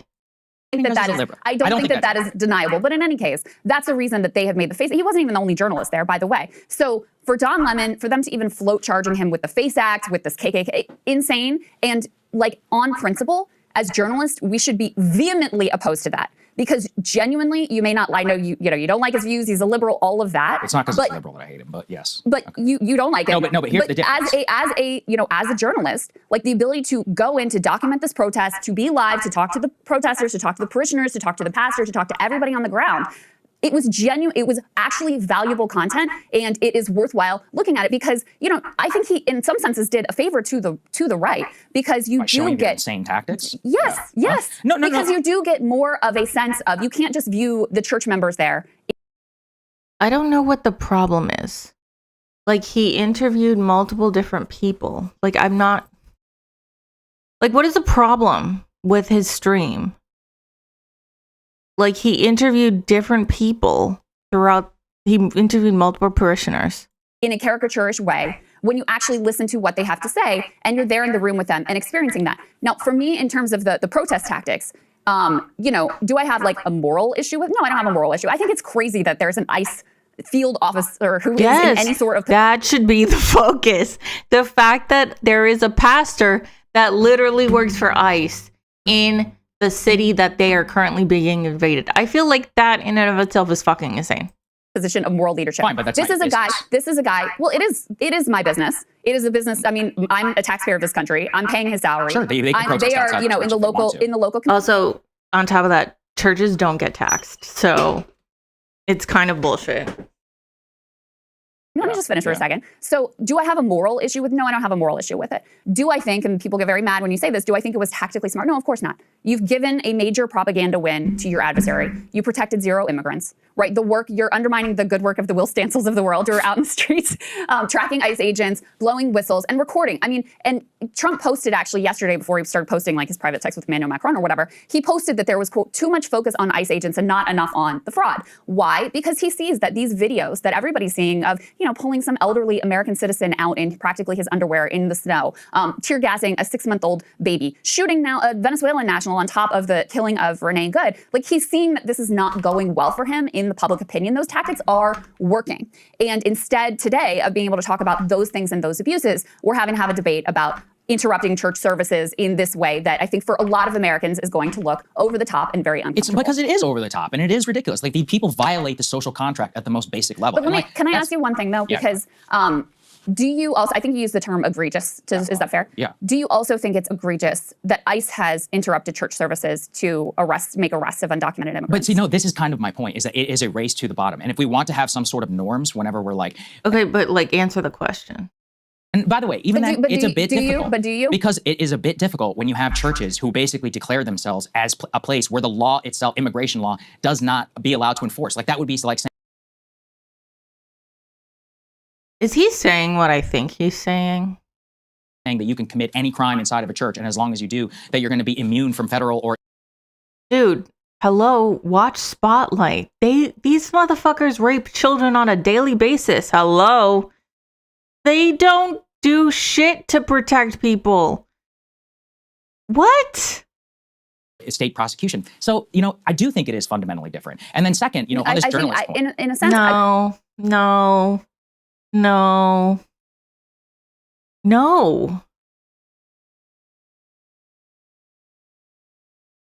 I don't understand him. I mean, I agree with you that it's fundamentally different because the harm of coming in and like arrest, like those people that were at the church, I think they were upset and they were angry. They're fine, right? To come in and interrupt services, to make arrests in front of everybody and with children and families there, like that is deeply, so you could just never arrest. If a murderer was hiding inside of a church, could you go and you could catch them? We're not talking about them. We're not talking about murders. Look, a violation of the law is a violation of the law. We're talking about what is a civil offense in terms of... Not all the time. We've had multiple illegals who lived in churches to escape prosecution. Okay, well, so then it's clear then you find it egregious when people protest in a church, but you do not find it egregious when ICE raids a church, kitted out in all their military gear, and pulls people out. I would not do it. I would not do it for somebody personally. I can only speak for myself. Yeah. If it was just purely like, you know, like women, children, people who have committed no crime, I would say don't do it. I think that you should be able to do it a different way. What I have seen though is there have been extremely high-profile illegal activists who are actually have committed felonies who go and hide in churches at the direction often of some of these NGOs. We're focusing on the wrong fucking thing, Sagar. We are focusing on the wrong fucking thing. Why is it okay for a pastor who's preaching the gospel of Jesus Christ to then go and say, brown people are bad, let's round them all up? No, that is the focus. Right and now, then they use that policy against them. Let's use the specifics of what we've seen unfold. There's a lawsuit right now against the federal government alleging violations of people's constitutional right to worship and disrupting their religious practices that were brought by a variety of religious organizations. I know the Quakers are involved. There's a number of other religious groups that are involved as well. And what they allege is not only that these raids have occurred, during services, on church property, et cetera, but it creates a climate where not only undocumented immigrants, but many other church members are fearful of even going to church. So you are, so if you're upset about this incursion in terms of, protest activity, where I think you're wrong about the FACE Act being applicable here, but, it not a legal act. specifically says you can't intimidate or disrupt a No, it does not. No, it doesn't. Okay, let me look up this fucking thing. That's my fault. I haven't looked it up. FACE Act law.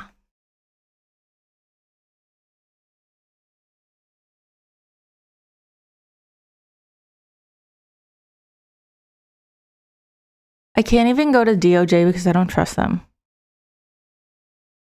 But it says the act prohibits the use or threat of force, and so no one threatened or used force, and physical obstruction that injures, intimidates, and interferes with a person seeking to obtain or provide reproductive health services or to exercise the First Amendment right of religious freedom at a place of worship.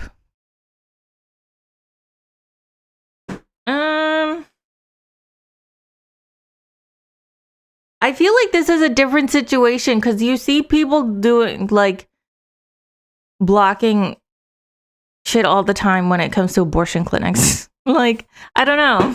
Say disrupt. I'll find the text. You can find it's about threats, intimidation, but it also specifically carves out peaceful First Amendment that was not protest activity. You got kids screaming, you're following people to their cars. It is 100% peaceful. No, but in any case, putting just because it's loud does not mean that doesn't include peaceful. It's peaceful. What does peaceful mean to you then?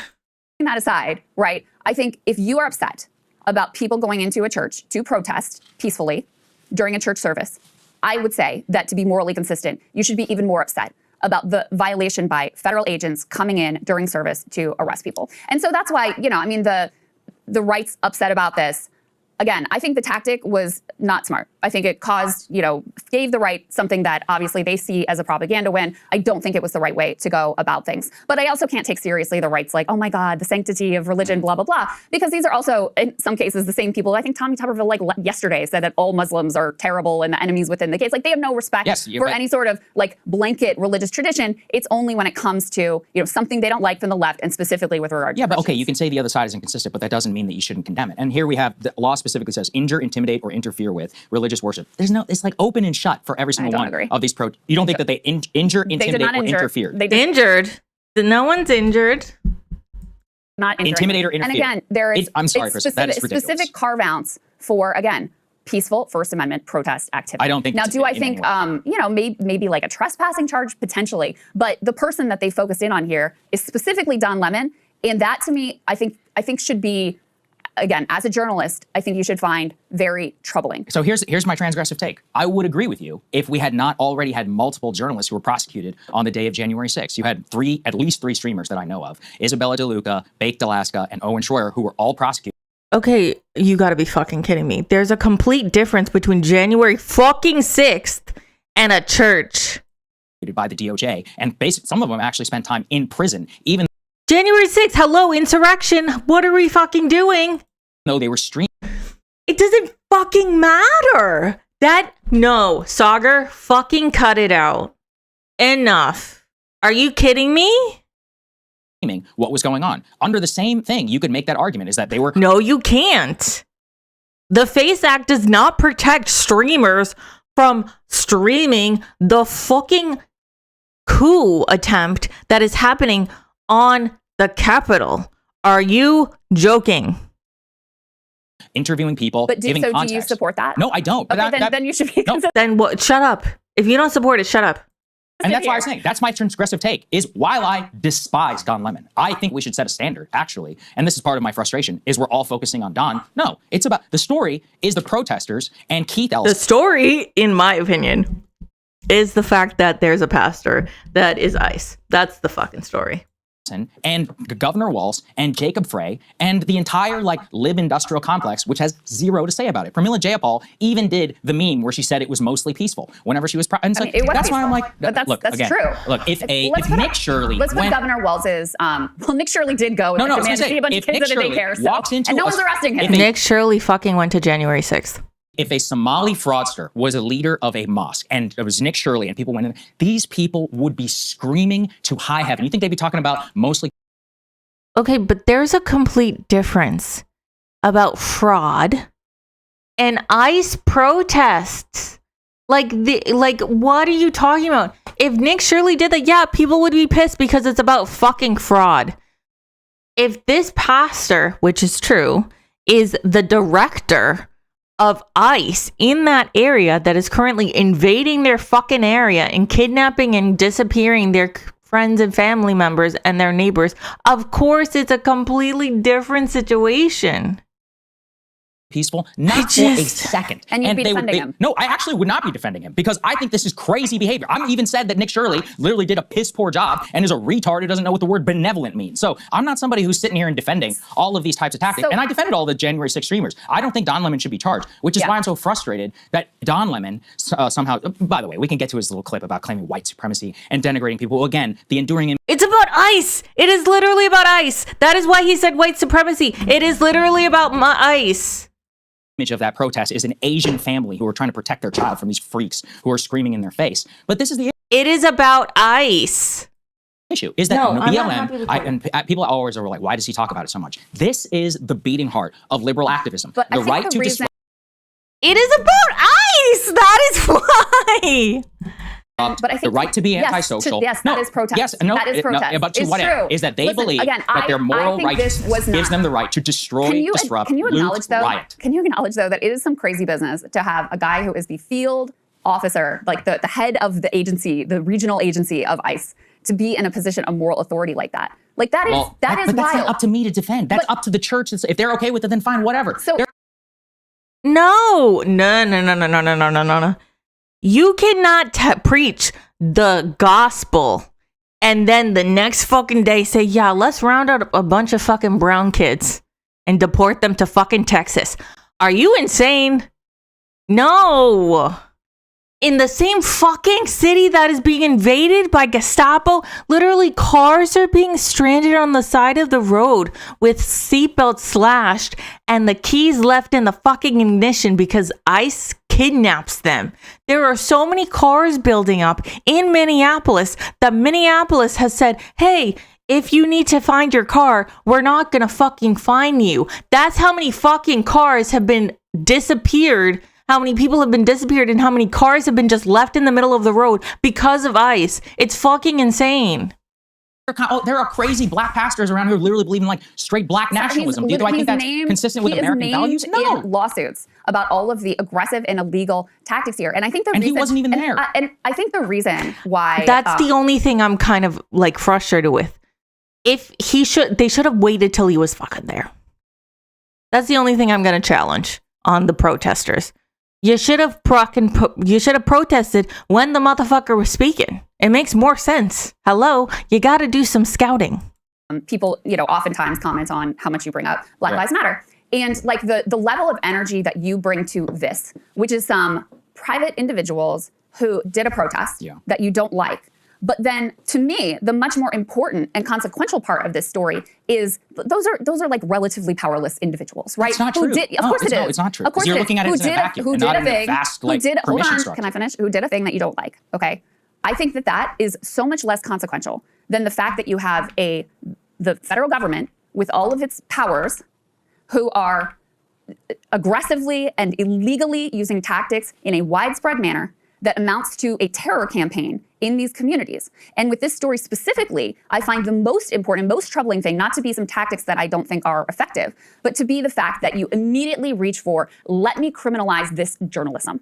That's the part that has far more far-reaching consequences than, some protesters did a thing that you found to be distasteful. Mm-hmm. Well, I would give you the same thing. Is I find many of the tactics, to the extent that I have problems with ICE, it is violation of U.S. due process, violation of U.S. rights. Fundamentally, though, like you, I support deporting people who are here illegally. So yes, my tactical objection is going to be on that. But fundamentally, I think that people who are illegally should leave. You don't agree with that. That's fine. But this gets to my point about the moral equivalence, is they are so certain in their moral righteousness that they can walk into and disrupt every facet of our lives. They can burn our cities to the ground. They can turn every major blue city into a literal shithole for 2 to 3 years, spike the murder rate, take over federal and educational They're not spiking no. They're not fucking spiking the murder rate, Sagar. This is where you piss me off. More crimes are being committed by American citizens than there are by undocumented people. Undocumented people are less likely to actually commit crimes because they don't want to be fucking deported. Powerless. Completely not true. But is that happening U.S. now? elite. No, but it did happen. But, okay. And that's why. It did happen. So it's fine. That's why people like us bring it up, because when they were in power, and then Keith Ellison, who is in power, is defending this, we see with our own eyes very clearly, oh, right. So when you people are in power, they're going to allow this. They're going to use the same selective political prosecution. Nobody gave 2 shits about journalism when all of these 3, I think it might have even been 5 streamers who were all charged under January 6th. They held it up. They said they're not legitimate journalists. Now when Don Lemon is here, because he's black and gay, then all of a sudden we've rediscovered the First Amendment. There is zero consistency. That's not why, you fucking asshole. It's the reason why they're targeting Don Lemon is because he's black and gay. The reason why the left is just like whatever is because they don't give a fuck about Don Lemon. It's really not about Don Lemon. It's just the right keeps bringing up Don Lemon. The clear sign that woke is back is that I'm seeing blonde, presumably white women speaking her mind in favor of immigrants, and on the same side I see right-washed Indian immigrants who's trying so hard to defend the narrative who will eventually turn over. Sagar has always been like this. Cristobal always been queen. They've done this for years. This is like their show. I fucking love them. Well, Sagar, I love Cristobal. Like Sagar, I think there is zero consistency in saying she's fucking great. I love her. It is fine for ICE agents to go in and raid a church, and you haven't said anything about that until I asked you about it, and to be so incredibly upset about one church service getting interrupted by a handful of protesters. Because fundamentally, I think that is wildly inconsistent. What you're trying to defend is the principle that illegals who are tens of millions... Motherfucker, you are a son of immigrants. You piss me off every day when you fucking talk so derogatory about undocumented people when you are fucking son of immigrants. Millions here present can go and find safe sanctuary in a church and anywhere in the country. That's not the fucking... No. The whole point of churches is to go and be peaceful and to learn about religion and practice your religion. There's nothing to do with illegal immigrants. You just have a sick fucking obsession with undocumented people, which doesn't make any fucking sense to me. And who gives a fuck if they can go into churches? Do you know how fucking terrifying that is? Leaving your entire life behind with just the clothes on your fucking back and staying in a musty ass church for the rest of your life because you don't want to die in fucking Latin America, but that's fucking terrible. Oh, cry me a fucking river. Oh my God. I don't believe criminals have the right to self-sanctuary anywhere. ICE agents. Well, I don't believe immigrants have a right to self-sanctuary. I don't give a fuck what you believe. I really don't, because what we're talking about is not that. What we're talking about is the fact that the ICE pastor is a pastor. Pastors should not be ICE. That is fucking diabolical. That is what we're talking about. This has nothing to do with the fact that churches are sanctuary places. Get that fucking out of your head. You keep bopping around. We're focused on the topic at hand. The topic at hand is the fact that they're protesting, the fact that the pastor who talks all about, oh, Jesus loves everyone, God loves everyone, he loves all of his children, and then wants to deport everyone to different countries without any fucking way of getting back home. Enough. Should not be brought into American cities by the thousands to terrorize entire communities, which is what is being done here. And is not about, this is not even about immigration. Well, if we're I know being that's honest. a convenient topic, No, that is but I don't true. think it's true. Are you serious? The whole reason they're in fucking Minnesota is because of Nick Shirley and his fucking video. The whole reason they're in Minnesota is because Elon Musk boosted that fucking video and JD Vance tweeted about it and saying that Nick Shirley needs to have a Pulitzer Prize for it, which is the stupidest fucking thing. That kid can't put two sentences together to save his life. Why are they in Minneapolis? Tell me why did they choose Minneapolis? ICE agents are in Minneapolis because of the Nick Shirley video, and because that's how this administration operates. Right, which has nothing to do with immigration. Well, there are several thousand illegal immigrants who are present in the city. The overwhelming number of Somali immigrants. He literally just made a point. Somali immigrants are literally mainly naturalized citizens or born here. There's not a lot of undocumented people in fucking Minneapolis. Are in fact American citizens. Yeah, but that's why they're there. I mean, let's just open our eyes to what is really going on here. It has to do with the fact that they hate anyone who's not white and Christian. They are after anyone who, has opposed to Trump. They hate Walz. They now hate Jacob Fry because he opposed him as well. But I mean, if you look at what these people are actually doing, it's incredibly weak. Like Fry's out there basically saying, there's nothing really we can do about ICE agents who are abusing people in the streets, immigrants and Americans alike. Well, what I think you're ignoring I am much more upset about that, which has the backing of the largest law enforcement budget in history and is backed by the entire federal government and yes, my taxpayer dollars, than one church protest that I think was probably That's what I'm saying. You're looking at it as an ill-advised church protest and not a sustained campaign since 2014, which has normalized this behavior across the nation and which, again, literally burned almost America Tell me about the tactics that are being used right now. Yes, I've criticized all those tactics here consistently. No. I'm talking about the protesters. The protest, tell me about the tactics because it has been overwhelmingly what people have been doing is documenting what ICE abuses. And it's been very effective. That they have tried, documenting is a very, very small cry from the vast majority of them actually are trying to disrupt. And, that's a whole other type of conversation where, again, we've normalized it so that ordinary Americans just think that they're like Martin Luther King Jr. reincarnate, going and putting their cars, let's say often in front of ICE agents, whenever they're trying to conduct a raid. I won't even defend some of the tactics of the raid. I think it's chaotic. And again, like you, I tactically think it's a bad idea. But fundamentally, like you do agree with these protesters, I think illegals should be deported. I think they should leave. But they're not arresting illegals, asshole. They're arresting American citizens. They are arresting anyone who's brown. Look in the fucking mirror. They'll round your ass up too. Cannot see, and that's not even true what you just said, but cannot see the vast disparity between interrupting a church service and shooting a woman dead 3 times in the face and facing zero accountability. And one being a group of powerless private citizens, and the other being the full force of the United States federal government and the largest law enforcement budget in history, larger than all but 13 countries' militaries, and the Vice President of the United States saying they have, quote, absolute immunity. Like, which one is more of a danger, more of a threat, more something to be a narrow view of it, considering the fact that not that long ago they actually did have full power of the government. Nobody actually sustained they don't now. Yes, because much of the tactics of the way that they're behaving, and I will even freely admit, much of the way of the tactics that the right and ICE and all of them are employing make it so that very likely these freaks are all going to be back in power. But if we're trying to talk here about the way, what you think that liberals are freaks? We currently are living in fascism.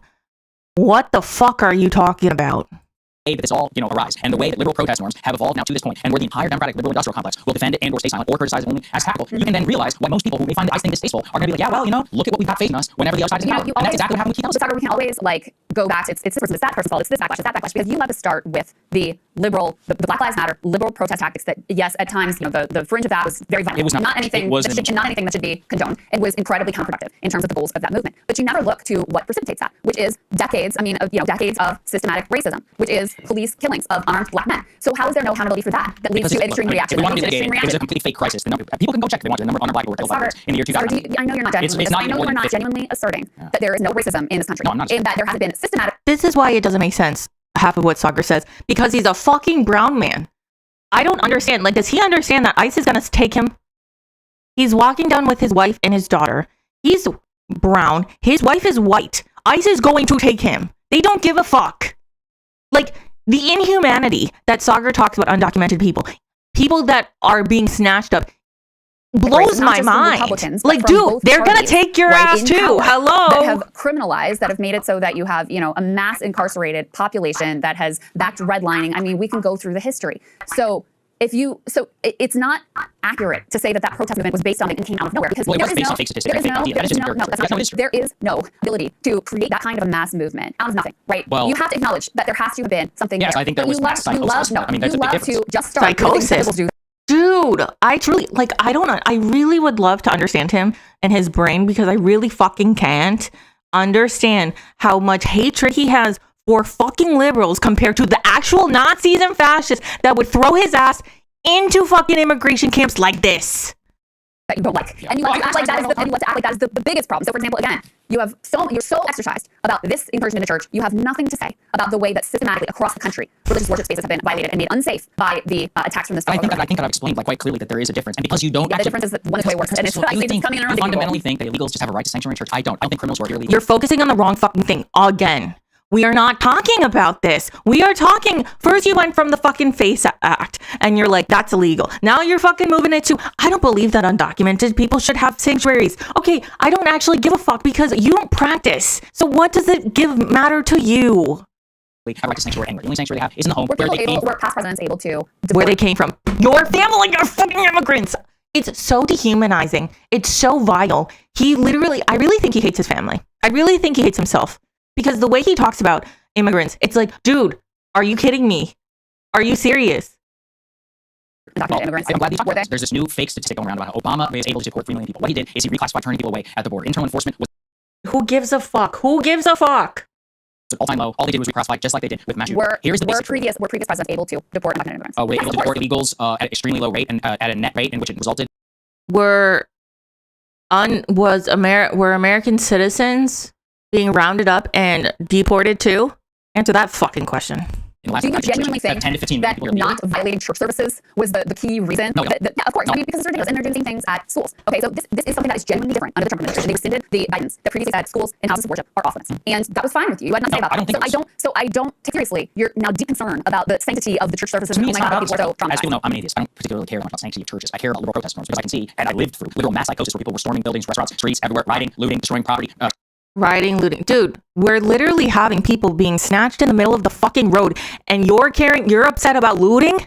You're upset about property damage while people are leaving 6-year-olds wandering around because ICE kidnapped their dad. And you're pissed about fucking looting. You have got to be kidding me. Check your fucking priorities. Exploding our murder rate, destroying the city that I literally live in, to the point where we still have the same problems from 5-6 years ago now. That's not my fucking problem. That is not my fucking problem. The problem of that is lack of social safety nets. The problem that is the lack of funding that people put into after school care, after school activities. That is not my fucking problem. That is not my problem. That you're more upset about fucking looting than you are that children are being left out in the fucking streets after their parents are being kidnapped by ICE. And who gives a fuck, because apparently you're more upset about looting. I'm like, that's why you're saying it's an old thing. It's not. We live with the enduring consequences of that. In fact, literally across the nation, multiple cities and places and areas which I love have been ruined completely, largely because of BLM and the so-called criminal justice movement. Dude, we're living in Nazi Germany 2.0. Like, what are you talking about? We are literally living in Nazi Germany 2.0. You have got to be fucking kidding me. Like, I don't understand. I truly do not understand the hypocrisy that you are more upset with fucking property damage than the fact that cars are lining up on the fucking street, empty, keys in the ignition still. Literally, their seatbelts are slashed and no one knows where they are, and you're more upset about property damage. To arrest people here illegally is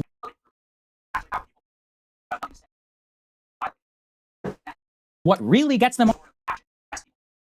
No, like he truly believes this. I no, Sam, he really believes this. There have the same. I don't think he's rage baiting. I really fucking don't. He believes this. That's why it's fucking diabolical. Before this, multiple thousand federal agents storming the streets of Minneapolis, the whole region, Twin Cities. Before that, ICE was doing enforcement. There was immigration enforcement in Minnesota. No, that's not true. That is 100% true. Of course it's true. This is the problem. Sanctuary cities make it so that the jails do not turn over. That's not true. That's not true. Also, you are going off topic and it's really pissing me off. We are literally talking about the fact that there is a pastor that is also working for ICE. That is the fucking facts. I don't understand why you're not gone the facts. That is not true when it comes to violent criminals. Of course, there has been cooperation between Minneapolis and the state of Minnesota. Have there been ICE enforcement actions in Minneapolis prior to the search? Yes. No. Why is he saying previous regime? I fucking hate the Biden administration, but you cannot tell me that that's a fucking regime. Biden fucking sucked, but that is not a fucking regime. Are you serious? Do I need to get my encyclopedia out for you and describe what a regime is? Under this Trump administration, there have been ongoing ICE actions in and around Minneapolis. Yes. Did they stoke this? No. Yes. So what does that tell you? No, people do not object to any undocumented immigrants. There may be some people like that, but by and large, any undocumented immigrants getting deported. No, what they object to is what they're seeing right now in the streets of Minneapolis, and they should object to that. They should be horrified by that. I'm horrified by that. I'm horrified by giving the absolute immunity to a bunch of masked thugs who have said to people now, they have threatened them. They said, "Didn't you learn a lesson from that lesbian bitch?" They are using the murder of Renee Good as their ability to threaten people with the same type of actions. We have already seen now multiple shootings. We've seen also immigrants dying routinely now when they're in detention. So yes, I think people are right to be upset about that. That doesn't mean that they object to any immigrant ever being deported. It means they object to what is happening right now, and they should. And so I'm going, I think that is a far more consequential thing to happen in this country right now, backed by our tax dollars, with this private army for Trump and for Stephen Miller that is completely rogue and completely unaccountable to the law. I think that is a vastly more important issue than some protesters who, I think you could probably, listen, I think when you protest, if you violate the law, there's an expectation that you may risk arrest. Could they get trespassing charges, potentially? Will the government go after them for the face act if litigated in court? I don't think that they'll succeed. Well, first time is usually not met with a fine. So just to be clear, I'm not saying all these people should be thrown in prison for years at all. And that's why, again, I would ignore it. But, to your point there, I do think it is a bit of a canard whenever people are saying they don't, even when you're talking about violent protesters. People like me believe, Joe Biden, the so-called moderate, believe that people who caught drunk driving should not be deported. That is insane. You're putting people at risk and you shouldn't be deported. The liberal line appears now to be that unless you're a violent rapist or murderer, that you get to stay here, even though you crossed into our country illegally. It's literally it's less than a traffic ticket. It ain't that fucking hot. It's not that big of a deal. You make it a big of a deal. Do you out of everyone, you understand how difficult the immigration system is. You may not, I don't know if your parents came here and you were born here. I don't know. But all I do know is that the immigration system here is a fucking farce. They make it impossible. No, you're probably going to be a massive. And you're just on our social coming over here, crossing over a line is worse than drunk driving. Give me a fucking break. No, that's not how things work. We thrive off immigration. Everywhere would thrive. That's why Japan is literally, there's a mass crisis happening in Japan because they have such an issue with immigrants. Japan is refusing to allow in immigrants, so there's more people growing older and less people coming in, so there's not enough people having babies. It's a mass crisis happening. It is a genuine sleight of hand. There are tens of millions, somewhere between 20 and 30 million people who are present in this country legally. Who cares? I think just be honest, liberals, and say, yes, we want fast. We want to I don't care. 6 people are fucking dead, and it's only been 20 days into the new year. 6 people are fucking dead from ICE detention facilities, and we've only been in 2026 for 20 fucking days. I truly do not care. The absolute vast majority of them. Regardless of the consequences, and we want people like me. You talk about tax dollars, we want tax dollars to pay for all healthcare. And people who don't speak any English. I'm sorry, rude. Don't speak any English. You don't need to speak English to still be a member of society. 1. Number 2, you're paying for whose tax dollars? Immigrants cannot have Medicare. They can't have Medicaid. Immigrants most likely suffer and don't go to the emergency room when they need to. We deserve universal healthcare. What? Are net contributors to society. Is a complete canard, and if you had a small percentage of I think people should say that. Because that is actually the place where the American people, that is where the majority position is. And you've been here. Okay, yeah, but the thing is, the Democrats refuse to actually say facts. Instead of leaning more left and being like, immigrants are actually great. Immigrants are awesome. Immigrants are literally the backbone of this fucking country. No, Democrats are like, we need to deport immigrants. We're going to be tougher on the border. We're not going to say a mass deportation because we're not inhumane, but they've barely fought that. Of the anti-immigrant backlash, even if that, you still have much more complex views on immigration than has been portrayed. So yes, more people would rather have amnesty than mass deportations. In a fucking second, if you put mass deportations and amnesty, more people would say amnesty. People do not. The view that you're articulating is being just like some stupid little position. That's the American people. That if you where's this free healthcare coming from? What world are you living on? We don't have free healthcare. Free healthcare does not exist in the United States. If you're talking about Medicare and Medicaid, immigrants, undocumented people cannot get Medicare or Medicaid. So what healthcare are you talking about? Been here and you've abided by the law and you've paid your taxes, that there should be some path to citizenship. They literally are paying into this fund for Social Security that they will never contribute, they will never get. They're paying into the fund for Medicare, for Medicaid that they cannot get. So please explain to me what fucking healthcare you're talking about. They can't get healthcare. They fucking have to suffer. It's inhumane.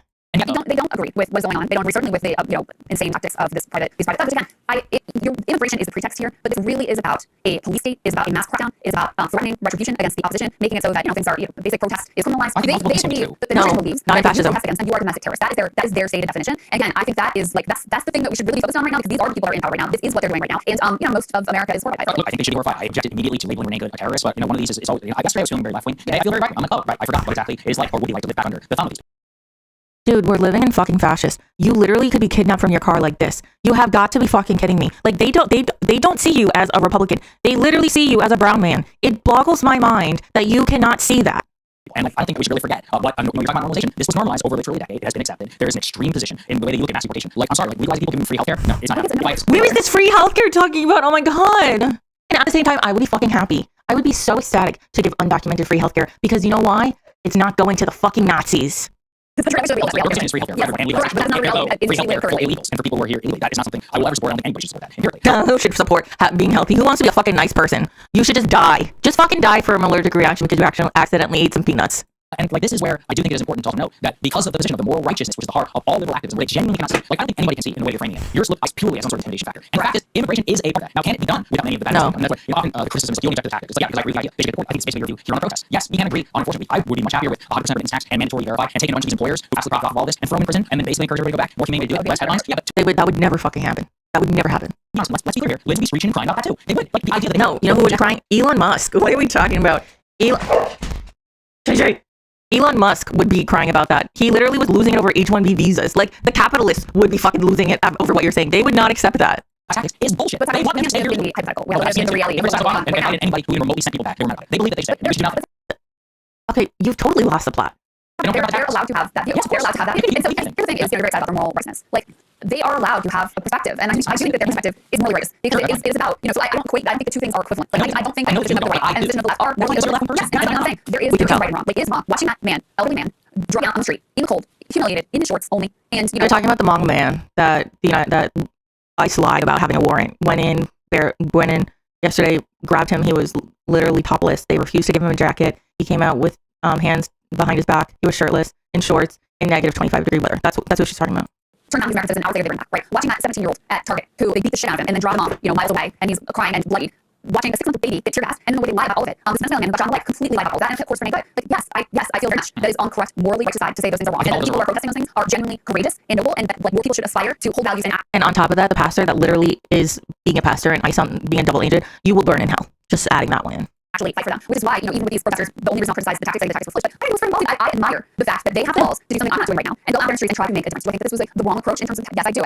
My only criticism is they should have waited for him to actually be there to protest. That would be my only criticism. Like, you gotta protest the actual ICE Gestapo, not the one, like, this entire time I thought it was a pastor that they protested that was there, that was actually, but apparently wasn't. That would be my only critique. I admire the element. Yeah, I actually do, because they are putting their actions where their mouth is. They're not complaining about it on Twitter or posting. They're going out and they're trying to do something about a moral wrong that they see. And I think that is incredibly noble thing to do, to have a value to be willing to actually go out and fight. And every woman January 6th was courageous and noble under your definition, because only because you're basically saying it's okay.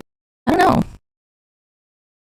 I'm checking. It says unstable, but like, there's nothing really I can like do, because I haven't changed anything. I'm not touching anything. I don't really know why it's acting this way. I'm sorry.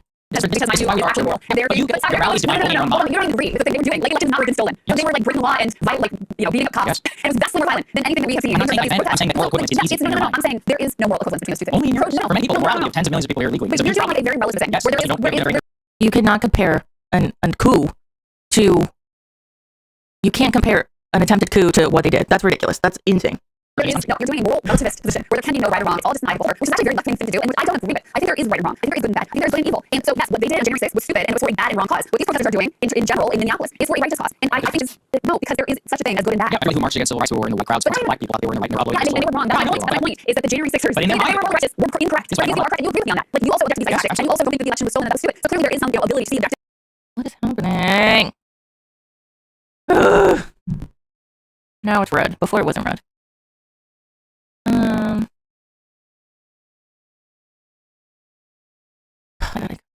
Is Leolyn is giving me a headache? That's not I don't know what the fuck is happening. I don't know. I don't know.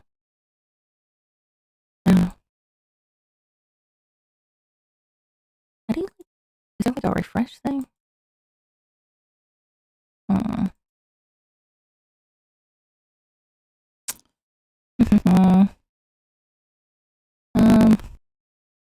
This is getting annoying.